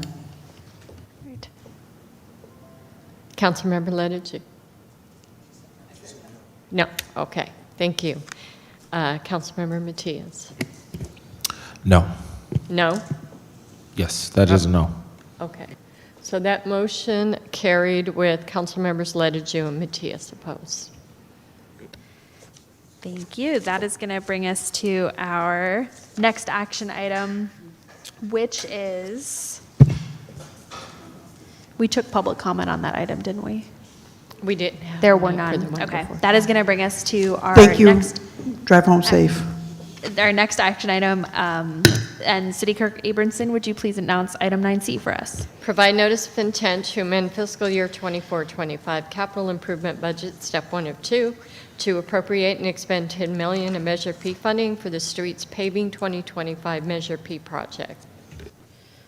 All right, and I'll ask Manny to start our clock for public comment. Again, you can sign up in person or online, and we have Public Works Director Tigbau online. Do we have a presentation on this item? Yes, just a brief one. All right, go ahead. Thank you. Good evening, Mayor, Vice Mayor, Council members. Melissa Tigbau, Public Works Director. This item is for step 1 of approving a budget amendment, and this is for annual funding for this ongoing capital improvement program project. As you know, CIP projects require planning, engineering, bidding, contracting, construction, inspection, and closeout. To deliver paving projects each summer and fall, these efforts have to be repeated each year, and they must be funded each year. For optimal bid results, weather-dependent construction projects such as paving should be bid during the winter months, so planning, engineering for bid packages should be done before winter. Next slide. Last year's 5 million Measure P allocation has 500,000 remaining for curb ramps and 200,000 remaining in engineering funding. Public Works is engineering 2 paving packages for summer fall 2025 with a total cost of 10 million. This 10 million Measure P ask includes 9.5 million for 2025 construction, which will be supplemented with the 500,000 of curb ramp funding from last year. 500,000 to engineer the 2026 paving projects, which will be supplemented with the remaining 200,000 engineering funds from last year.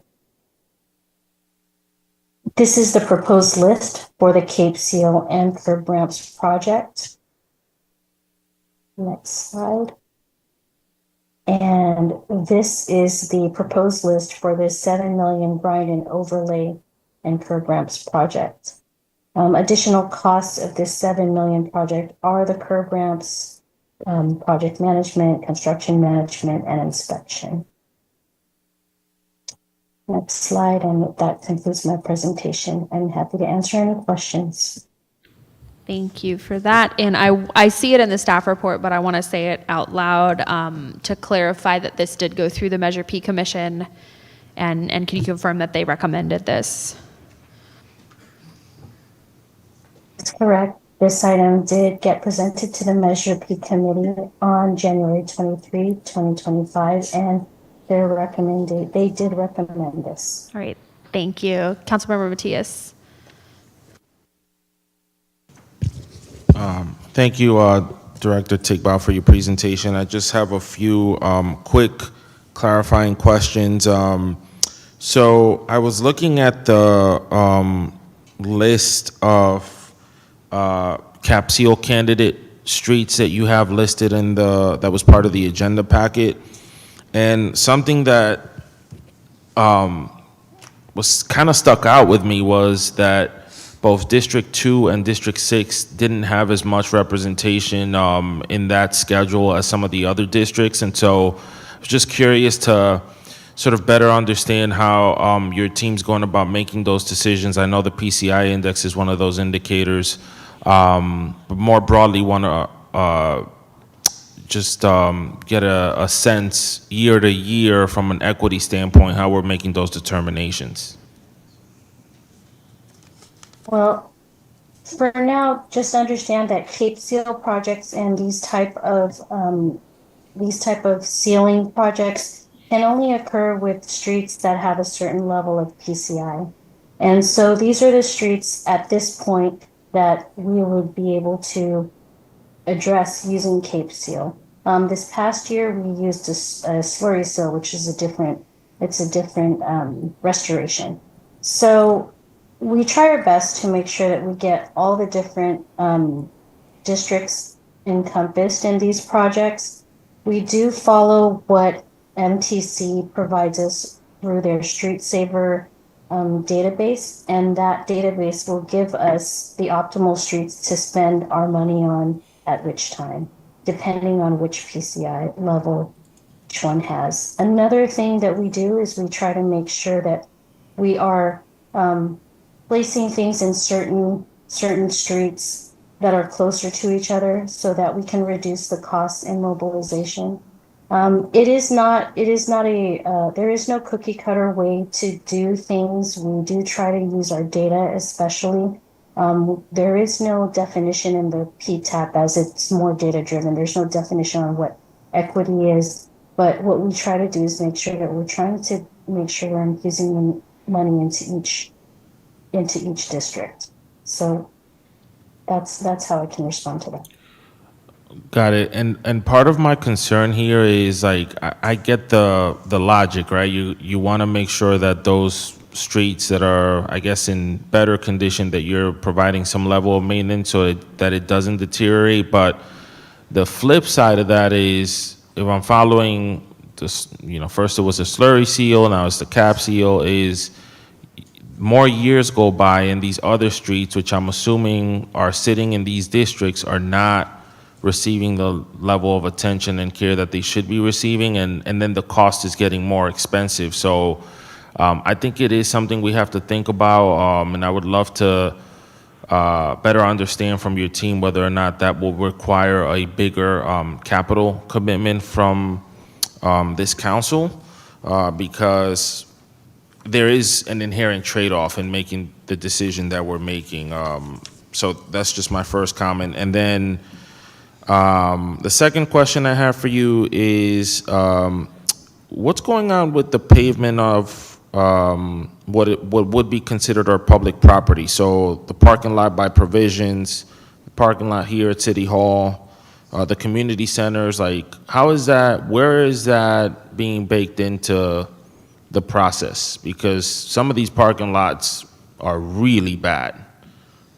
So can you give us some sense of when we're going to be addressing that?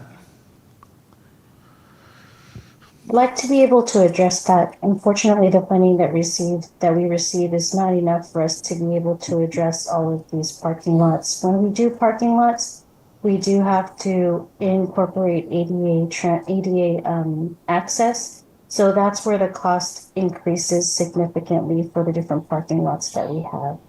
Okay. It's not a part of the budget. We can certainly add that to the budget if we can certainly add that to the project if we have the budget available. Got it. But it is priority. It's priority based on, parking lots are not a part of our PCI index. They are parking lots. What would be a ballpark amount if you had to throw a number out there for parking lots? For the City Hall parking lot? Yeah, the one on... We got just right there at City Hall, that parking lot alone, I believe that we did an estimate probably about 5 years ago, and that was at 350,000, upwards of 350,000. I'm guessing today it would be 500,000. And the reason why I'm elevating this, and I know we're a little bit off kilter, is you've got residents coming and parking their cars there. You've got visitors from outside our city perhaps coming in. And so if they're coming in and that's what they're experiencing, again, I do feel like we've got to, in small and in big ways, like invest in our community so that the perception that folks have when they're coming in is a different one than perhaps what their experience has been in the past. So I think it's something for the council to consider and think about, not just in the parking lots, but also the community centers across our city. And then the last comment I have, and again, I just want to thank you and Mark for your work on all of this road repaving happening across the city. But I just want to flag for you guys, University Avenue, which is in my district.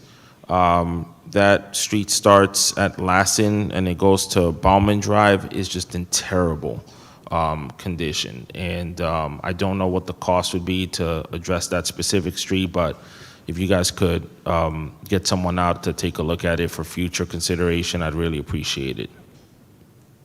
That's all I got. Sure, thank you. Thanks. Councilmember Gordon and then Palmares. Thank you so much. I am excited for my colleagues in their district being serviced. I sit on various boards where I had to challenge them to bring their map in. For example, you said MTC helps you with that, and when I was looking at funding that was going to be delivered to Vallejo, for example, the map, it covered up District 6. I'm like, oh, yay, we're going to get services and monies that are going to help us with transportation and fix our roads and all that good stuff. But then I had to ask them to bring that map closer, and District 6 was nowhere in that, at least in my area. And I do appreciate what you're saying, but on Pike Street, for example, there was a pole knocked out. PG&E had reverted the traffic to go down another way, and when you go down Pike, there's big old holes all in the streets. That's over there off of Lincoln and Magazine behind Starbucks. And I'm serious, I felt like my car was tore up. And so everybody was experiencing, I took a picture of it, videoed them, and it's all throughout District 6. Or we have discolored streets with no signs. I mean, and then you're an ADA violation because we should have, I know we used to have a handicap parking space here at the City Hall, and I know that we have it up front, but as my colleague pointed out, everyone else parks over here, and so that we definitely need to get that fixed because I feel like I'm going on a hiking trip because there's so much hills and up and downs. But I do want to ask something is important. Right here at the crosswalk right here, we need to get some lighting there. Not only did I almost witness someone get hit during the daytime, but it almost happened in the evening time too. So what do you call those special lights that you press, the patrons, pedestrians press, and the lights, is it HOV? We need something there because it is so dangerous, I kid you not. So is that all right, City Manager, about that? Because that is important. That's a serious safety issue. I think Melissa, Director Tigbout can take note of that and mention that to our traffic engineering folks, and we can see a rectangular rapid flashing beacon can be expensive, so it kind of depends on whether the electrical source is all there, and so they're happy to add it to their list, basically. Oh, that would be great, because like I said, it was scary if you all saw what I saw the other night. But thank you so much for letting me share my comments. But I hope that District 6 would be next. I appreciate what you've done to Lake Dahlberg Park. I appreciate what you did to Lemon. But there's more to our district that just is a hot mess. Thank you. All right, thank you. Councilmember Palmares and then Matulik. Thank you for the presentation, Director Tigbout. Do we have a trench cut fee? Or have you heard of a trench cut We fee? have an excavation. We have excavation fees. So for that excavation fee, is that the same thing that will be, so my understanding for a trench cut fee, I know the city of Davis has this, it's a fee for utility companies every time they have to cut into the road. Is that the same thing? Did you say yes? Yes, that's the same thing. Okay, great. Thank you. Thank you. Councilmember Tulik. Thank you, Mayor, and thank you, Director Tigbaugh, for the presentation. And I think it would help the general public and even this council to, if you could provide an updated status of where we are with the capital improvement projects list, because I know some of the street upgrades are part of that. And so that would help, I think, to understand where some of the areas that may not be listed here, but are part of the capital improvements project. And to some of the other questions of substreets that have been done or substreets that haven't been done, maybe if it's not too difficult of an ask, if you can show what's been done, what streets have been completed in the past year or two, that way we can identify roads that have been sitting there for maybe too long of a time that maybe we might need to prioritize for the future. That's one thing for this specific one, but I think that also brings into the conversation once again of an ongoing thing we've had is the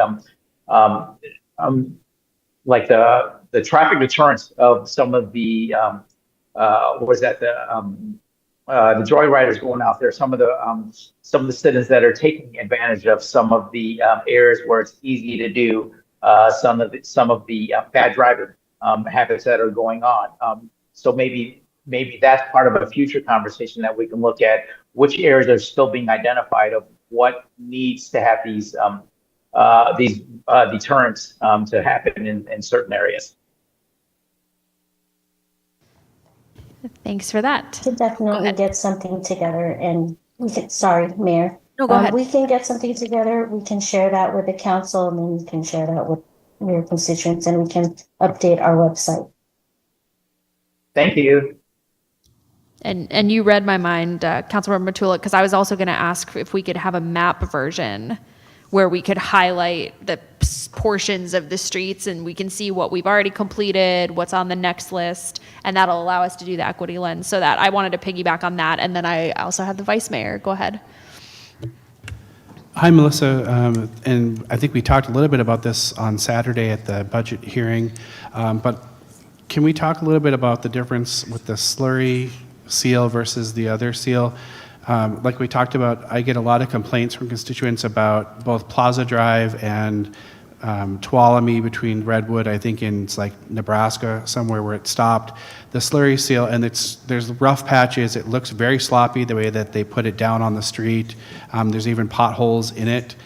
So are we going to continue with the slurry seal, or are you looking at other possible means of fixing the streets?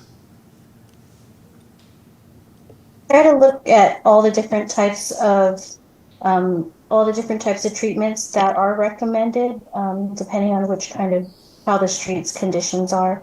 What we did this past year was a slurry seal. That is a little bit less in cost. What I'd prefer to do is probably provide like a maybe some kind of a cheat sheet for people to understand the difference between the slurry seal and its effects and the Cape seal and its effects, if that would work for you, Vice Mayor. That would be great. Thank you. That's all. All right. Thank you. Councilmember Gordon, you said you had a quick follow-up. Oh, I can go ahead.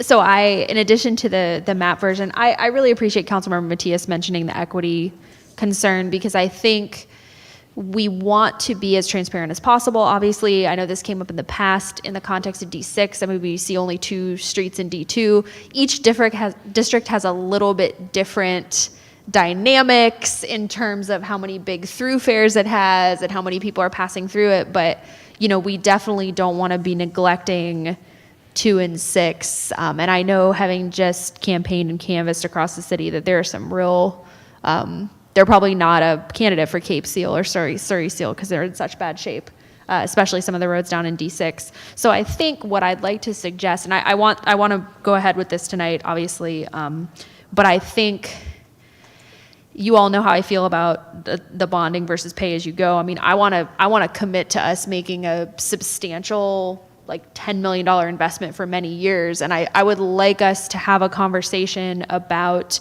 a multi-year plan. I know the department's already doing this and that you are all already probably forecasting out what your next priorities are 2 and 3 years down the road for this plan. I'd love for that to come before council at some point so we can at least tell constituents, okay, you're not seeing a lot of D2 in this particular year's investment, but here's where some of these roads are in the plan, and here are some of the places where, you know, we're going to do a major rehab on this road and this year, we're going to do minor things on this road, and kind of connect that together for people. The other thing, and I'll follow up with the city manager on the timing of this and how we want to do this because we have a lot going on right now, but you know, I would hope that we would go back to Measure P sooner rather than later for the next fiscal year budget for another big tranche of funds for road repair. And the other thing that I'd love to bring into that conversation is the city's dig once policy and whether or not there's other infrastructure projects or investments that we can be doing at the same time that we're doing some of these major road rehabilitations. And I'm thinking specifically about broadband. I don't even want to get into infrastructure on Mare Island, but I'm specifically thinking about broadband in this context so that we can have that sort of medium-term lens and planning, and then we can also identify if there's more resources we need. Like, okay, we have this money to pave the roads, but man, there's this thing we'd really love to do with broadband as we pave these streets. Maybe then we try to go hustle and find some funding for it. So those are my sort of next level asks to come out of this, that we start to do a little bit of that longer-term planning. Go ahead. If I may, I'll just mention that I believe Director Tigbow is taking to the Measure P Oversight Committee a budget request for the upcoming fiscal year of $12 million for the next phase of the road paving program. And as you mentioned, Public Works is developing a multi-year plan that would be related to a larger funding pool. The update on that is the Finance Department has selected a new municipal advisor, and we're working on the contract with that, and they'll help us analyze how much road work our current financial resources will allow us to do. So that is upcoming. Yeah, I appreciate that update. And I know I wanted to be clear in my comment that I know the work is already being done, and so I'd love to be able to share that for transparency purposes for the public and for our planning. So I really appreciate that. Councilmember Gordon, did you remember your question? If I may, Mayor. So of course, go ahead. Can I make a quick comment? Yes, of course. That we do have on our GIS mapping, we do have locations of the different streets that have been done over the past couple of years. So I'll be sure to share that with the council this week. Thank you. That would be great. Councilmember Gordon. Yes, thank you. I know you said that the product that you're using is less cost, but is it quality? And will we have to keep repeating to do the work over and over and over? Because unfortunately, I do see that as a concern. I would like to know for the future, whether I ask this through the city manager or through yourself, when you are providing the list, can you please indicate each district, which district that you're doing this work in? That way it could be more clear next time. And also, I do have a goal for your future funding, since you mentioned it.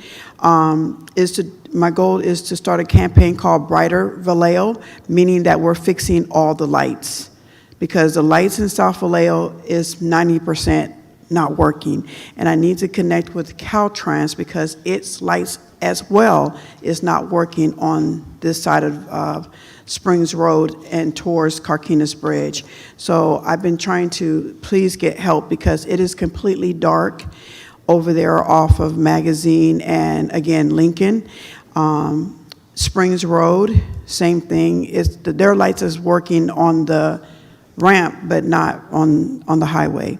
So I would like to see how we can partner together and come up with this campaign, Brighter Vallejo. I got this idea from actually Stockton,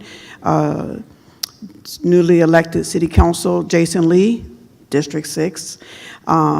Started this campaign, and so I don't see this happening this year, but I would like to see it, us sit down together and come up with a campaign, because safety is everything.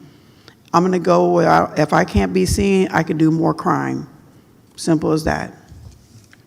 Yeah, thank you. I think that'd be a good thing to bring up for a future conversation around the lighting more broadly. I know we were talking about it in the context of the liquor store. All right, I'm not seeing anyone else. I think everyone but Councilmember Letajou has gotten in. Was there anything you wanted to add? Or has it all been covered? All right, I think we're ready for a motion on this item. Through the Mayor, we do have public comment. Thank you very much. Let's get the public comment. Do we have anybody in person? Nobody in person, All right, but we let's do call have one them. speaker online. Great, let's call them. Ann C., please unmute yourself. Go ahead. Hi, good evening, council. You guys were probably missing me because I've been so quiet tonight. I have a cold. So I have about 6 comments. I'll try to race through them. Comments and questions. Number one, if Melissa Tigbow can remind me and us what our PCI score is and whether or not it's gone up at all. I know we took a hit after the budget cuts in 2020. So I think it's a good thing to keep our eyes on, and wouldn't it be great if we could incrementally improve it year over year? Number 2, is there a list easily found on the city website where a resident can go and say, when will my street get fixed? Or when will street X get fixed? Number 3, is C-Click Fix working at this point? For a while, it was not. So I'm just wondering on the status of that. I haven't been using it lately. Number 4, this is a little bit out of sequence. How long before we catch up in terms of a reasonable PCI score? I think we were at the bottom of the list in the Bay Area, except for some of the rural roads in Napa County, and those are really bad, but they don't get much traffic. Number 5 is just a comment that I'm sure everybody knows, and that is that when we do have bumpy streets like this, it's a quality of life issue, and it's something you might encounter daily. So you think, oh, come on, how important are streets? I mean, it really becomes a nuisance. Lately, I've been using Florida Street between Sacramento and Amador, and that is quite a wild ride. I'm curious when that part of Florida is going to be caught up. And then number 6, I'm hoping that in addition to the other ways we set priorities for the streets, we look at major arteries and make sure that those are working well. So I would put Florida Street in, it's a semi-major artery. It's one of the major crosstown streets that I use all the time. And then I don't know when or if we'll ever be able to get to it, but after we had the presentation about the house on Carolina Street, where part of the access was via the alley, in the older parts of town, we probably ought to take a look at those alleys and make sure that they're usable for residents and emergency vehicles. That's all. Thank you. All right, thank you. Any other speakers on the item? None at this time, Madam Mayor. Really quickly, do we have, off the top of your head, Director Tigbow, do you know the PCI score and any sense of what it'll take to get caught up? Yeah, we just received a draft of our 2025 PTAP, which is that's the inspection that goes throughout the entire city. Right now, we are the lowest in the Bay Area at an overall PCI score of 47, and it's dropping. We did inform them that we're trying to do $10 million a year. After 10 years, that would bring us up to maybe a 51 or 53. In order for us to get to a decent level of PCI, we would need to infuse $500 million over the next 10 years. Okay. And that would bring us to about You said 500 million? 65. Yes. All right, so yeah, we're slowly but surely. Yeah. We'll just sit on that for a second. I think we're ready for And the C-click fix, that can be something we follow up on, but I wanted to note that as well. Do we know if that was down and is back up? If it was down, I can follow up. Okay, yeah, thank you. I just wanted to note that. I think we're ready for a motion. Excellent. I move that we provide notice of intent to amend the fiscal year 2024-2025 capital improvement budget, step 1 of 2, to appropriate and expend $10 million of Measure P funding for the Streets Paving 2025 Measure P project, project number MP 2025. All right, thanks. Can we do a roll call vote, please? Councilmember Palmares. Aye. Mayor Source. Yes. Vice Mayor Bergenzer. Yes. Councilmembers Gordon. Yes. Ledeju. Yes. Matias. Yes. Machulik. Aye. Motion carries unanimously. All right, thank you. That's going to bring us to our information calendar. And City Clerk Abramson, would you please announce item 9C for us? Broadway Project Monthly Update. All right, thank you. So I'll ask Manny to start the public comment clock for anyone online or in person that would like to speak on this item. And it looks like we have our Assistant to City Manager, Natalie Peterson, here. So I'll invite the City Manager's team to share our presentation this evening. Good evening. Thank you, Mayor, Vice Mayor, Council. Natalie Peterson, Assistant to the City Manager, here for our monthly update on the Broadway project. Next slide. So again, just high-level overview of the project background. It is located at 2441 Broadway Street. It is 47 permanent supportive housing units. It is roughly at the 90% complete mark. The partners in this are the developer Firm Foundation and the operator Shelter Inc. That's through the Home Key Grant. Firm Foundation currently owns the property through the construction, and the city may take ownership at the end of the construction for an anticipated future sale or transfer to an affordable housing nonprofit organization. Next slide. So an update on the timeline, we do have some changes from our last meeting. We, late last week, got final tentative energization date from PG&E, basically turning on the permanent power instead of going off of temporary power. That is a tongue twister of a word. That date is anticipated to take place on April 10th. This will move the timeline out approximately 3 weeks for our completion dates from what we presented to you guys last month. We are working to see if there's any way to get them here faster, but that is the date that they have provided to the developers. So with that, that brings the date with a additional 7 days for anticipated rain over the next 30 days to May 7th, temporary certificate of occupancy, the May 29th for completion of construction, and then 90 days from there, we would be fully leased up per the contract. Next slide. So total funding spent to date is just shy of $24 million. That does not include February or January invoices. So we have about 3.17 to finish that funding for the project. We are working and are anticipating the remaining funding that the city has provided to be sufficient to complete construction at this point. Next slide. That is all we have for you this evening. I am happy to answer any questions you may have. All right. Thank you. Any questions from council?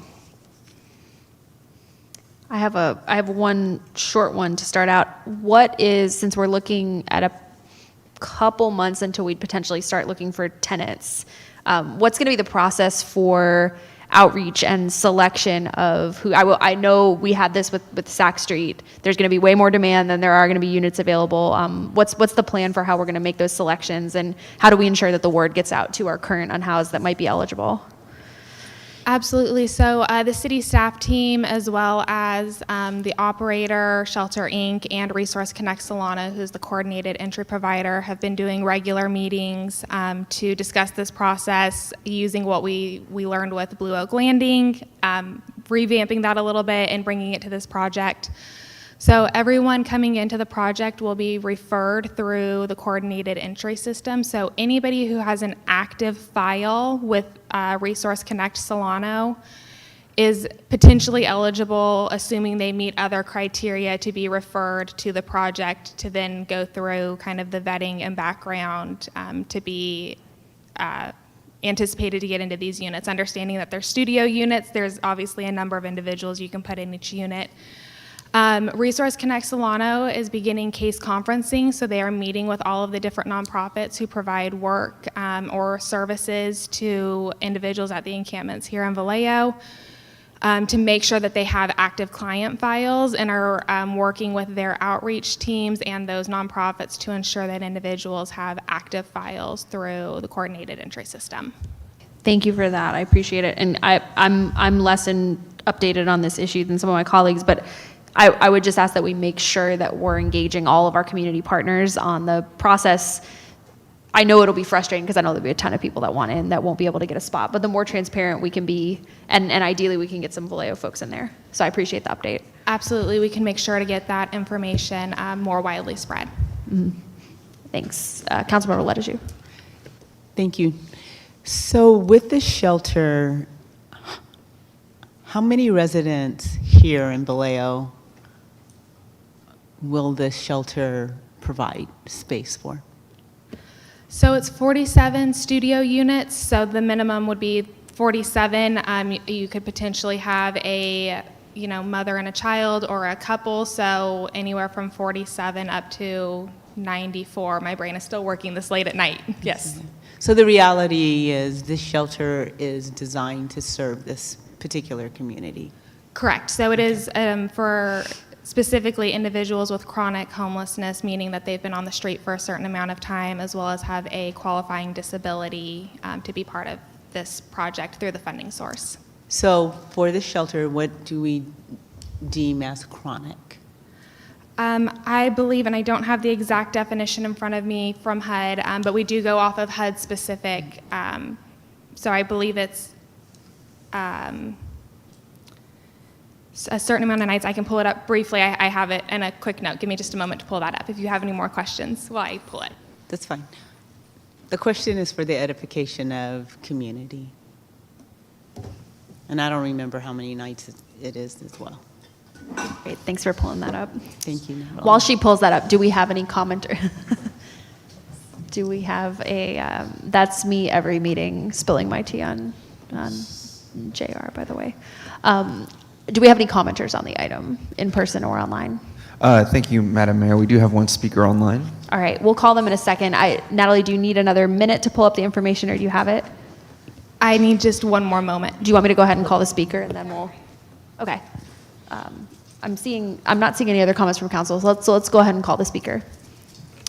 And C, go ahead and unmute yourself, please. Hi, you guys. It's Ann Carr again. A couple questions. One is, do we have the operator funds set aside so that once this thing is finally open and running, we have the budget for it there? And I ask because I know that we're looking at a big potential budget deficit for the next fiscal year. So, and I know that we're talking about the Broadway project, but I'm also concerned about whether or not we have the budget set aside to operate the navigation center, which hopefully really should be coming soon to some happy people near you or near us.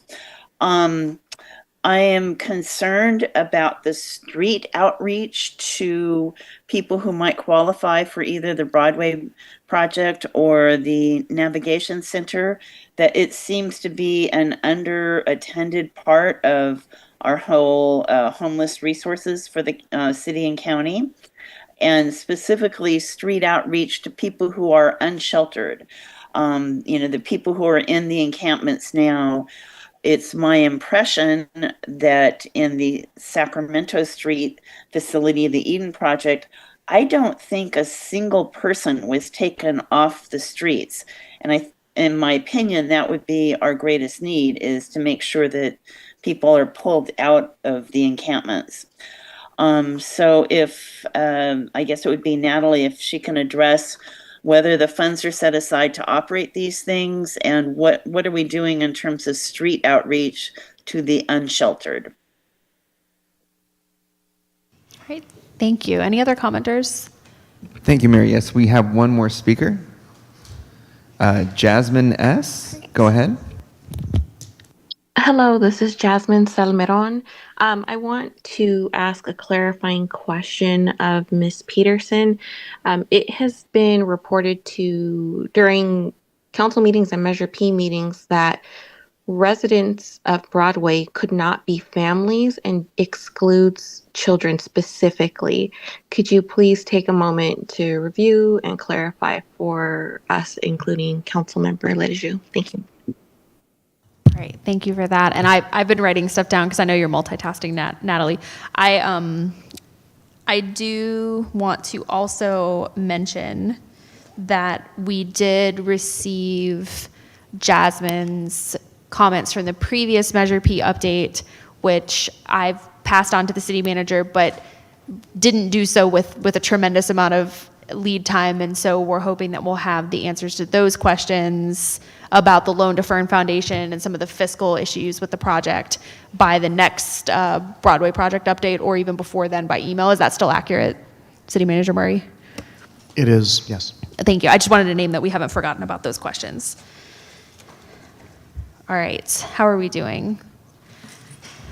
So I do have to go back, and I'll address the questions, but to address the chronic homelessness, there are several different varying differentiations depending on funding sources. So I just wanted to confirm I had the correct one. For this project, an individual would be considered chronically homeless if they have been homeless and living as described for at least 12 months or on at least 4 separate occasions in the last 3 years, as long as the combined occasions equal at least 12 months, and each break in homelessness separating the occasions include at least 7 consecutive nights of.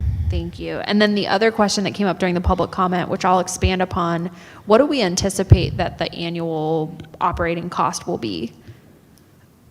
So the annual operating cost would be coming through, and I'll pull up the budget while I'm explaining, but so the funding is anticipated to come through the project-based vouchers that will be requested of the project. With the timing for the type of project that we are working on, the project has to be within so many days of completion to actually request the allocation of project-based vouchers. That will go before the Housing Commission and City Council for review and approval.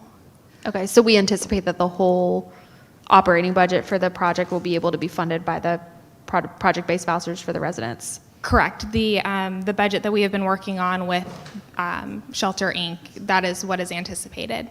Okay, and then what about the navigation center? I would imagine we also are going to have to consider that. I know that's not this item, but that wouldn't include obviously project-based vouchers, but that's something that we're going to have to think about funding on an ongoing basis. Yeah, so we have $6.2 million in operating funds for the navigation center from our healthcare partners. We have some home ARP funding that is eligible for the project from the housing department, but then would need to look for longer-term solutions after those funding. Staff is continuously looking for potential grant opportunities for that. Okay.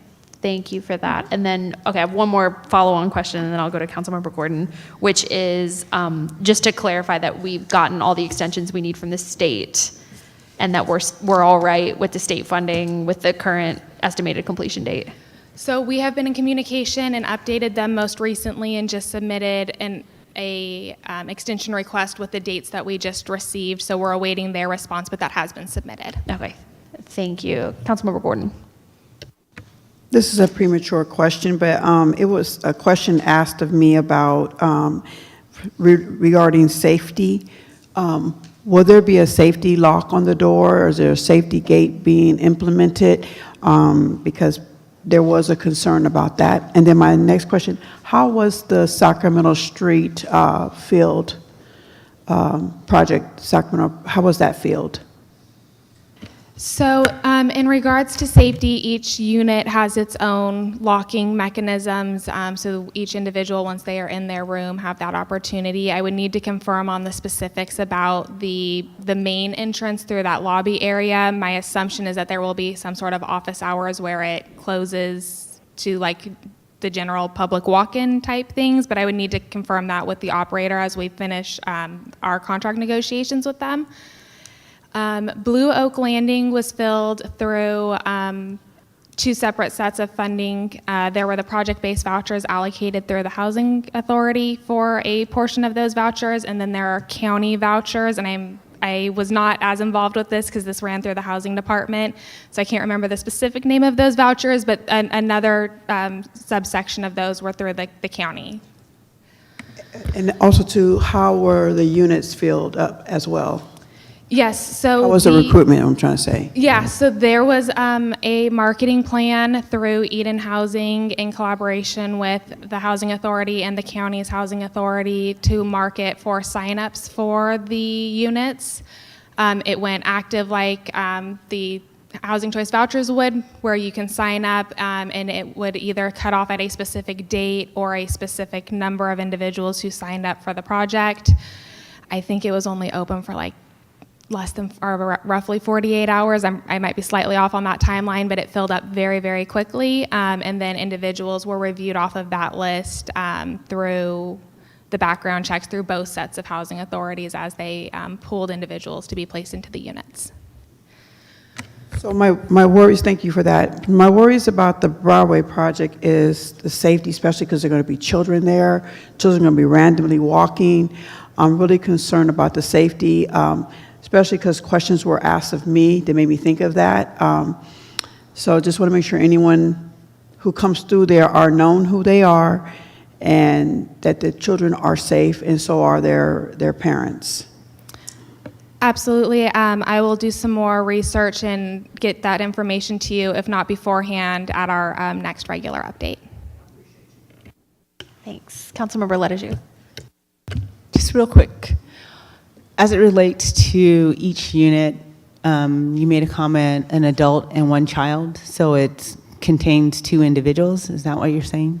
I apologize. It could, so it would be based off of the guidelines for our vouchers, so the unit ratios. So I believe in a studio, you can have an adult and a child as like the maximum up to two individuals on a studio. Okay, so these are all studio apartments? Correct. Okay. All right. I think that closes the item. Thank you for the, oh, nope, Councilmember Tulick, go ahead. Thank you, Mayor. And for the general public's understanding, what is the pet policy for both the Navigation Center and the Broadway project? Yes, so pets are eligible at both locations for the Navigation Center because it is a non-congregate housing, or sorry, congregate housing. They will have to be, cleared through a vet more than likely. Right now, the proposed plan is that there are kennel space for the animals to be outside, and obviously the animals, if there's any behavioral issues, that would potentially disqualify them from being there. The Broadway project, animals would be allowed within reason for the size of the units and would be part of the leasing process and kind of general tenancy regulations through the operator, but those regulations and the leasing would be reviewed and approved by the city as to the terms that they have in there. Thank you for that clarification. All right. Thank you very much. We appreciate it. Through the mayor, we do have one other speaker online if you're willing to hear them. All right, let's go ahead and hear them. In the future, I'm going to close comment when we close comment, but let's go ahead and get this person. Isobet B, go ahead. Hi again. If I math is correct, the units, the studios come out to about $570,000 per. Is that correct? I don't understand why came to be. I apologize for the not having something more cohesive in terms of a comment on that, but I'll just let it stand there. Thank you. We appreciate it. I believe that's accurate, but no. The rough math is approximately 574. Okay. All right. Thank you. All right. I think we're ready to close the item. And we've got our updates from everyone in our second community forum. So what I'm going to do is go ahead and have us start the clock for our second community forum now, and then we'll move to our city managers and city attorneys reports while inviting anyone from the public who hasn't already addressed the council in the first forum and wants to address us on something not on the agenda to go ahead and please raise your hand if you'd like to speak. City Manager Murray, do we have a report this evening? Nothing to report this evening. All right. Thanks. City Attorney Nebb, do you have a report? Nothing to report. All right. Do we have any speakers for our second community forum? Yes, we have 3 in-house speakers. All right. Let's see if they're still here. Kathleen McNeil. Through the mayor, I don't think any of the speakers are in person anymore. However, one speaker who did sign up There's for... one. Yep. Oh, are you Michael Hayes? You can come down. Let's go ahead and have him up. And what was our other second speaker? So is Isabet, but who just Isabet? spoke. Okay, so we can invite him to speak on the. Okay. Oh, thank you. Yes, Mayor, Council, Michael Hayes. I spoke here last year about California Forever, that development project between Suisun and Rio Vista. And I just wanted to reiterate that I hope all you all are following this project. And as a Vallejo native, and having graduated from St. Pat's in 1990 and seeing the shipyard closed right after I graduated, I can't tell you how angry I am how far downhill this city has gone in my lifetime. And to see all the hundreds of millions of dollars spent on open land where there's no people, there's no infrastructure, and every one of you up there should be livid beyond belief that, because this is right here in this town, this is where all the people are. This is the city of industry with the shipyard. And I imagine you've seen this past week the comments about in the media about Collinsville. Some of you might not even know where Collinsville is. There's nobody there. There's no infrastructure there. And they're talking about building a port. I don't know if this is going to materialize, but it speaks to the real estate shenanigans that go on in this country that have really wrecked the United States. It's what I call the Detroitification of the United States, where older cities get marginalized, get abandoned economically, and so I just want to emphasize my anger, and I would like to think that you share my anger, that this city, Vallejo, so desperately needs investment, and you have all that investment going on out there, and all the shenanigans, the political shenanigans from some of the city council members in Vacaville that are very pro-development, who are supporting this that California Forever project, that are trying to make money. How dare they? So I don't know what else to say other than this is typical how the United States operates, and I hope you're doing your due diligence to advocate for Vallejo and oppose this project. Great. Thank you very much, and thank you for staying with us for the second forum in person. All right, do we have any speakers online? And I believe we have Isabet. We'll go ahead and call them first. Thank you. We have one speaker, and that would be Isobet. Go right ahead, sir. All right. Hi, once again. Last week during public comment on the unhoused policy update, several House residents praised the sweep of River Park. However, there are several reasons to think this was misguided. You don't have to rely on the various studies indicating that sweeps are ineffective at reducing crime. You just have to look at the human trafficking, drug trade, and occasional shootings on display in front of children going on in City Park.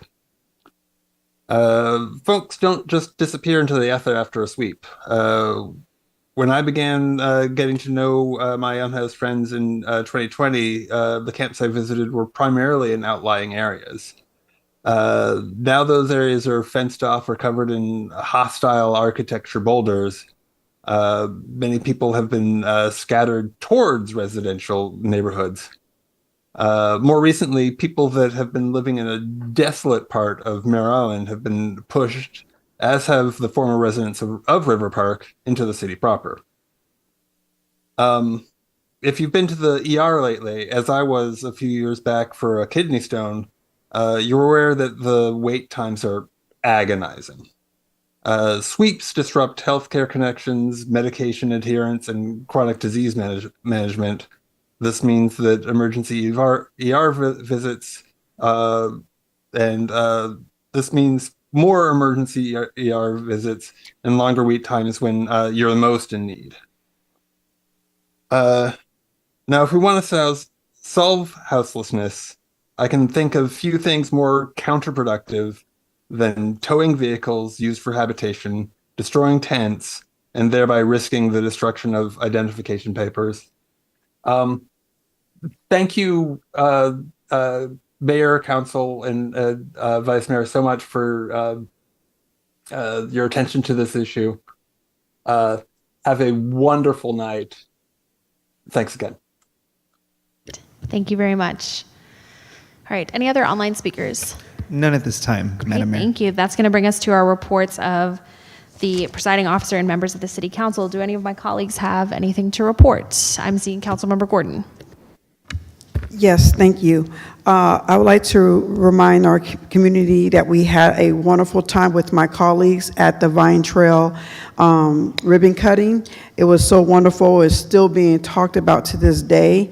It was a wonderful event, well attended. Manny kept saying, "We're going to have it outside. It's going to stop raining." I was like, "No, Manny, it's still raining. It's still raining." And he was right. It stopped raining just in time. So playing good music, having a great time with the community. It was so wonderful to see all the dignitaries that came out to that wonderful event.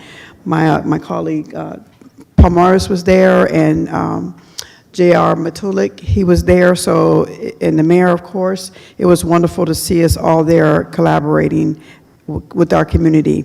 Rain or shine, we still showed up. I would like to also remind everyone that this coming Saturday at 9:30, South Vallejo is having their neighborhood watch and association meeting. Everyone is welcome. It's not only just for South Vallejo, but it's to help let people know what is going on in our community. We also have a Center for Urban Excellence. It's going to be Saturday, also at 10:45 to 2 p.m. So it's going to be at 425 Alabama Street. So if you want to come to that, that would be great. And of course, the Big Bash for Summer Resource Fair, that's going to be March 29th from 10:45 to 2:15. For my clock, maybe a little bit fast because I give myself an hour, 30 minutes early, so it may be really 11 o'clock. So please come out. That's going to be at the city park. It's going to be a wonderful resource, and we just really want to support when our community is getting together and doing wonderful things. So please come out and support. Thank you so much for that. My last one is I need your help. Monday at 1 o'clock, I am facilitating with Sergeant Hollis and iHeart the late night basketball planning session. It's at 1 o'clock here at the Vallejo Room.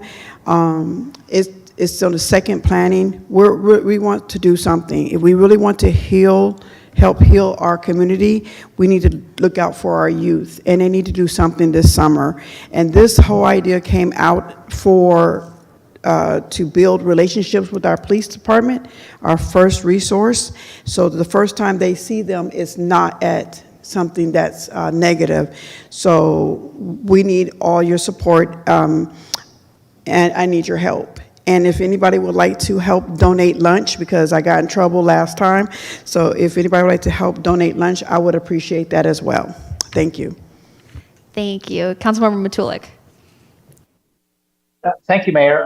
And to kind of piggyback on Councilmember Gordon's the great celebration we had for the Bay Trail Lions Trail, I want to give a shout out to Manny and to Jason for being out there setting up the venue, and also for Sharon for emceeing the event. So thank you to that staff. And then Natalie was also out there to help greet people. We had a great turnout. Probably close to 100 people, if not more, showed up at the event. So from elected officials to a lot of the community coming from even from American Canyon and Napa came to help celebrate that event. And then that happened on Friday the March 14th. The next day, which was Saturday the 15th, I had the opportunity and the honor to attend the Vallejo Sports Hall of Fame induction ceremonies. And just want to give a special, and this was over at Dan Foley Park. I want to give a special shout out to a couple of close friends and colleagues that were actually inducted into the Hall of Fame, which were Duke Brown and to Eddie Abasolo. I want to give another special thank you to Sharon Lund for adding this ceremony to the Vallejo Weekly on such short notice. So thank you, Sharon, for adding that. And then to continue with my continued effort to help highlight a local business.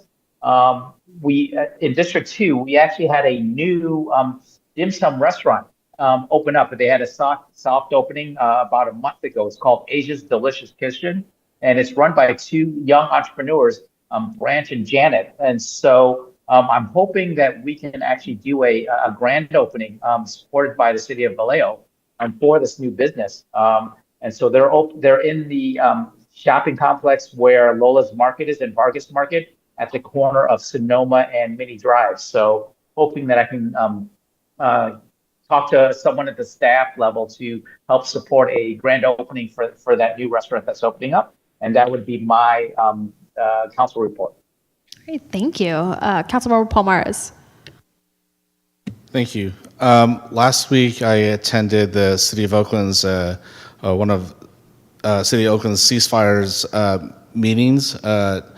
That's their group violence intervention program, and had a great conversations with the OPD, the CBOs there, the folks from the Department of Violence Prevention, and really took some good notes. Best practices and a way forward as we develop our own group violence intervention program. So, learning the way they're doing it, learn from their mistakes, and hopefully we could set off our program without a hitch as well. Different note, I'd like to make a request to bring to council for us to consider transferring the Merritt Island Preserve to the federal government, courtesy of legislation from the office of Congressman John Garamendi. Thank you. Thank you. And then would that be a request for an agenda item for us? All right, we'll add that to the list. Thanks. Let me write it down. Sure, go ahead. Excuse me, to the city manager. I know that you said a while back that you were opening an invitation for a few of us colleagues to go to Stockton or Fresno to check out their program for safety or something of that nature. What was the follow-up on that? Because I sure want to go. Yeah, thank you for mentioning that. The police department is still working with the Public Safety Partnership to determine the dates for that and how many folks will be able to travel with the group, and so we'll circle back when we have that information. Thanks. I'll volunteer to carpool. You can drive with me. Great, thank you.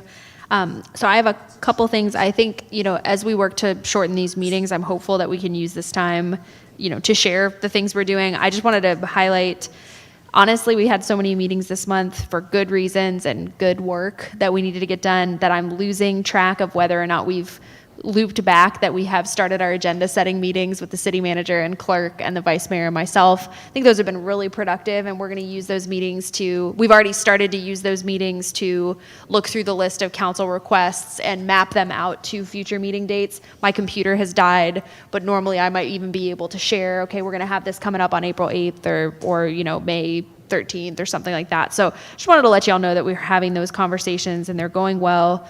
And then we've got 3 meetings coming up in the next couple weeks for the public to be reminded. So April 1st, we're going to have our follow-up conversation on the unhoused with a closed session and an open session to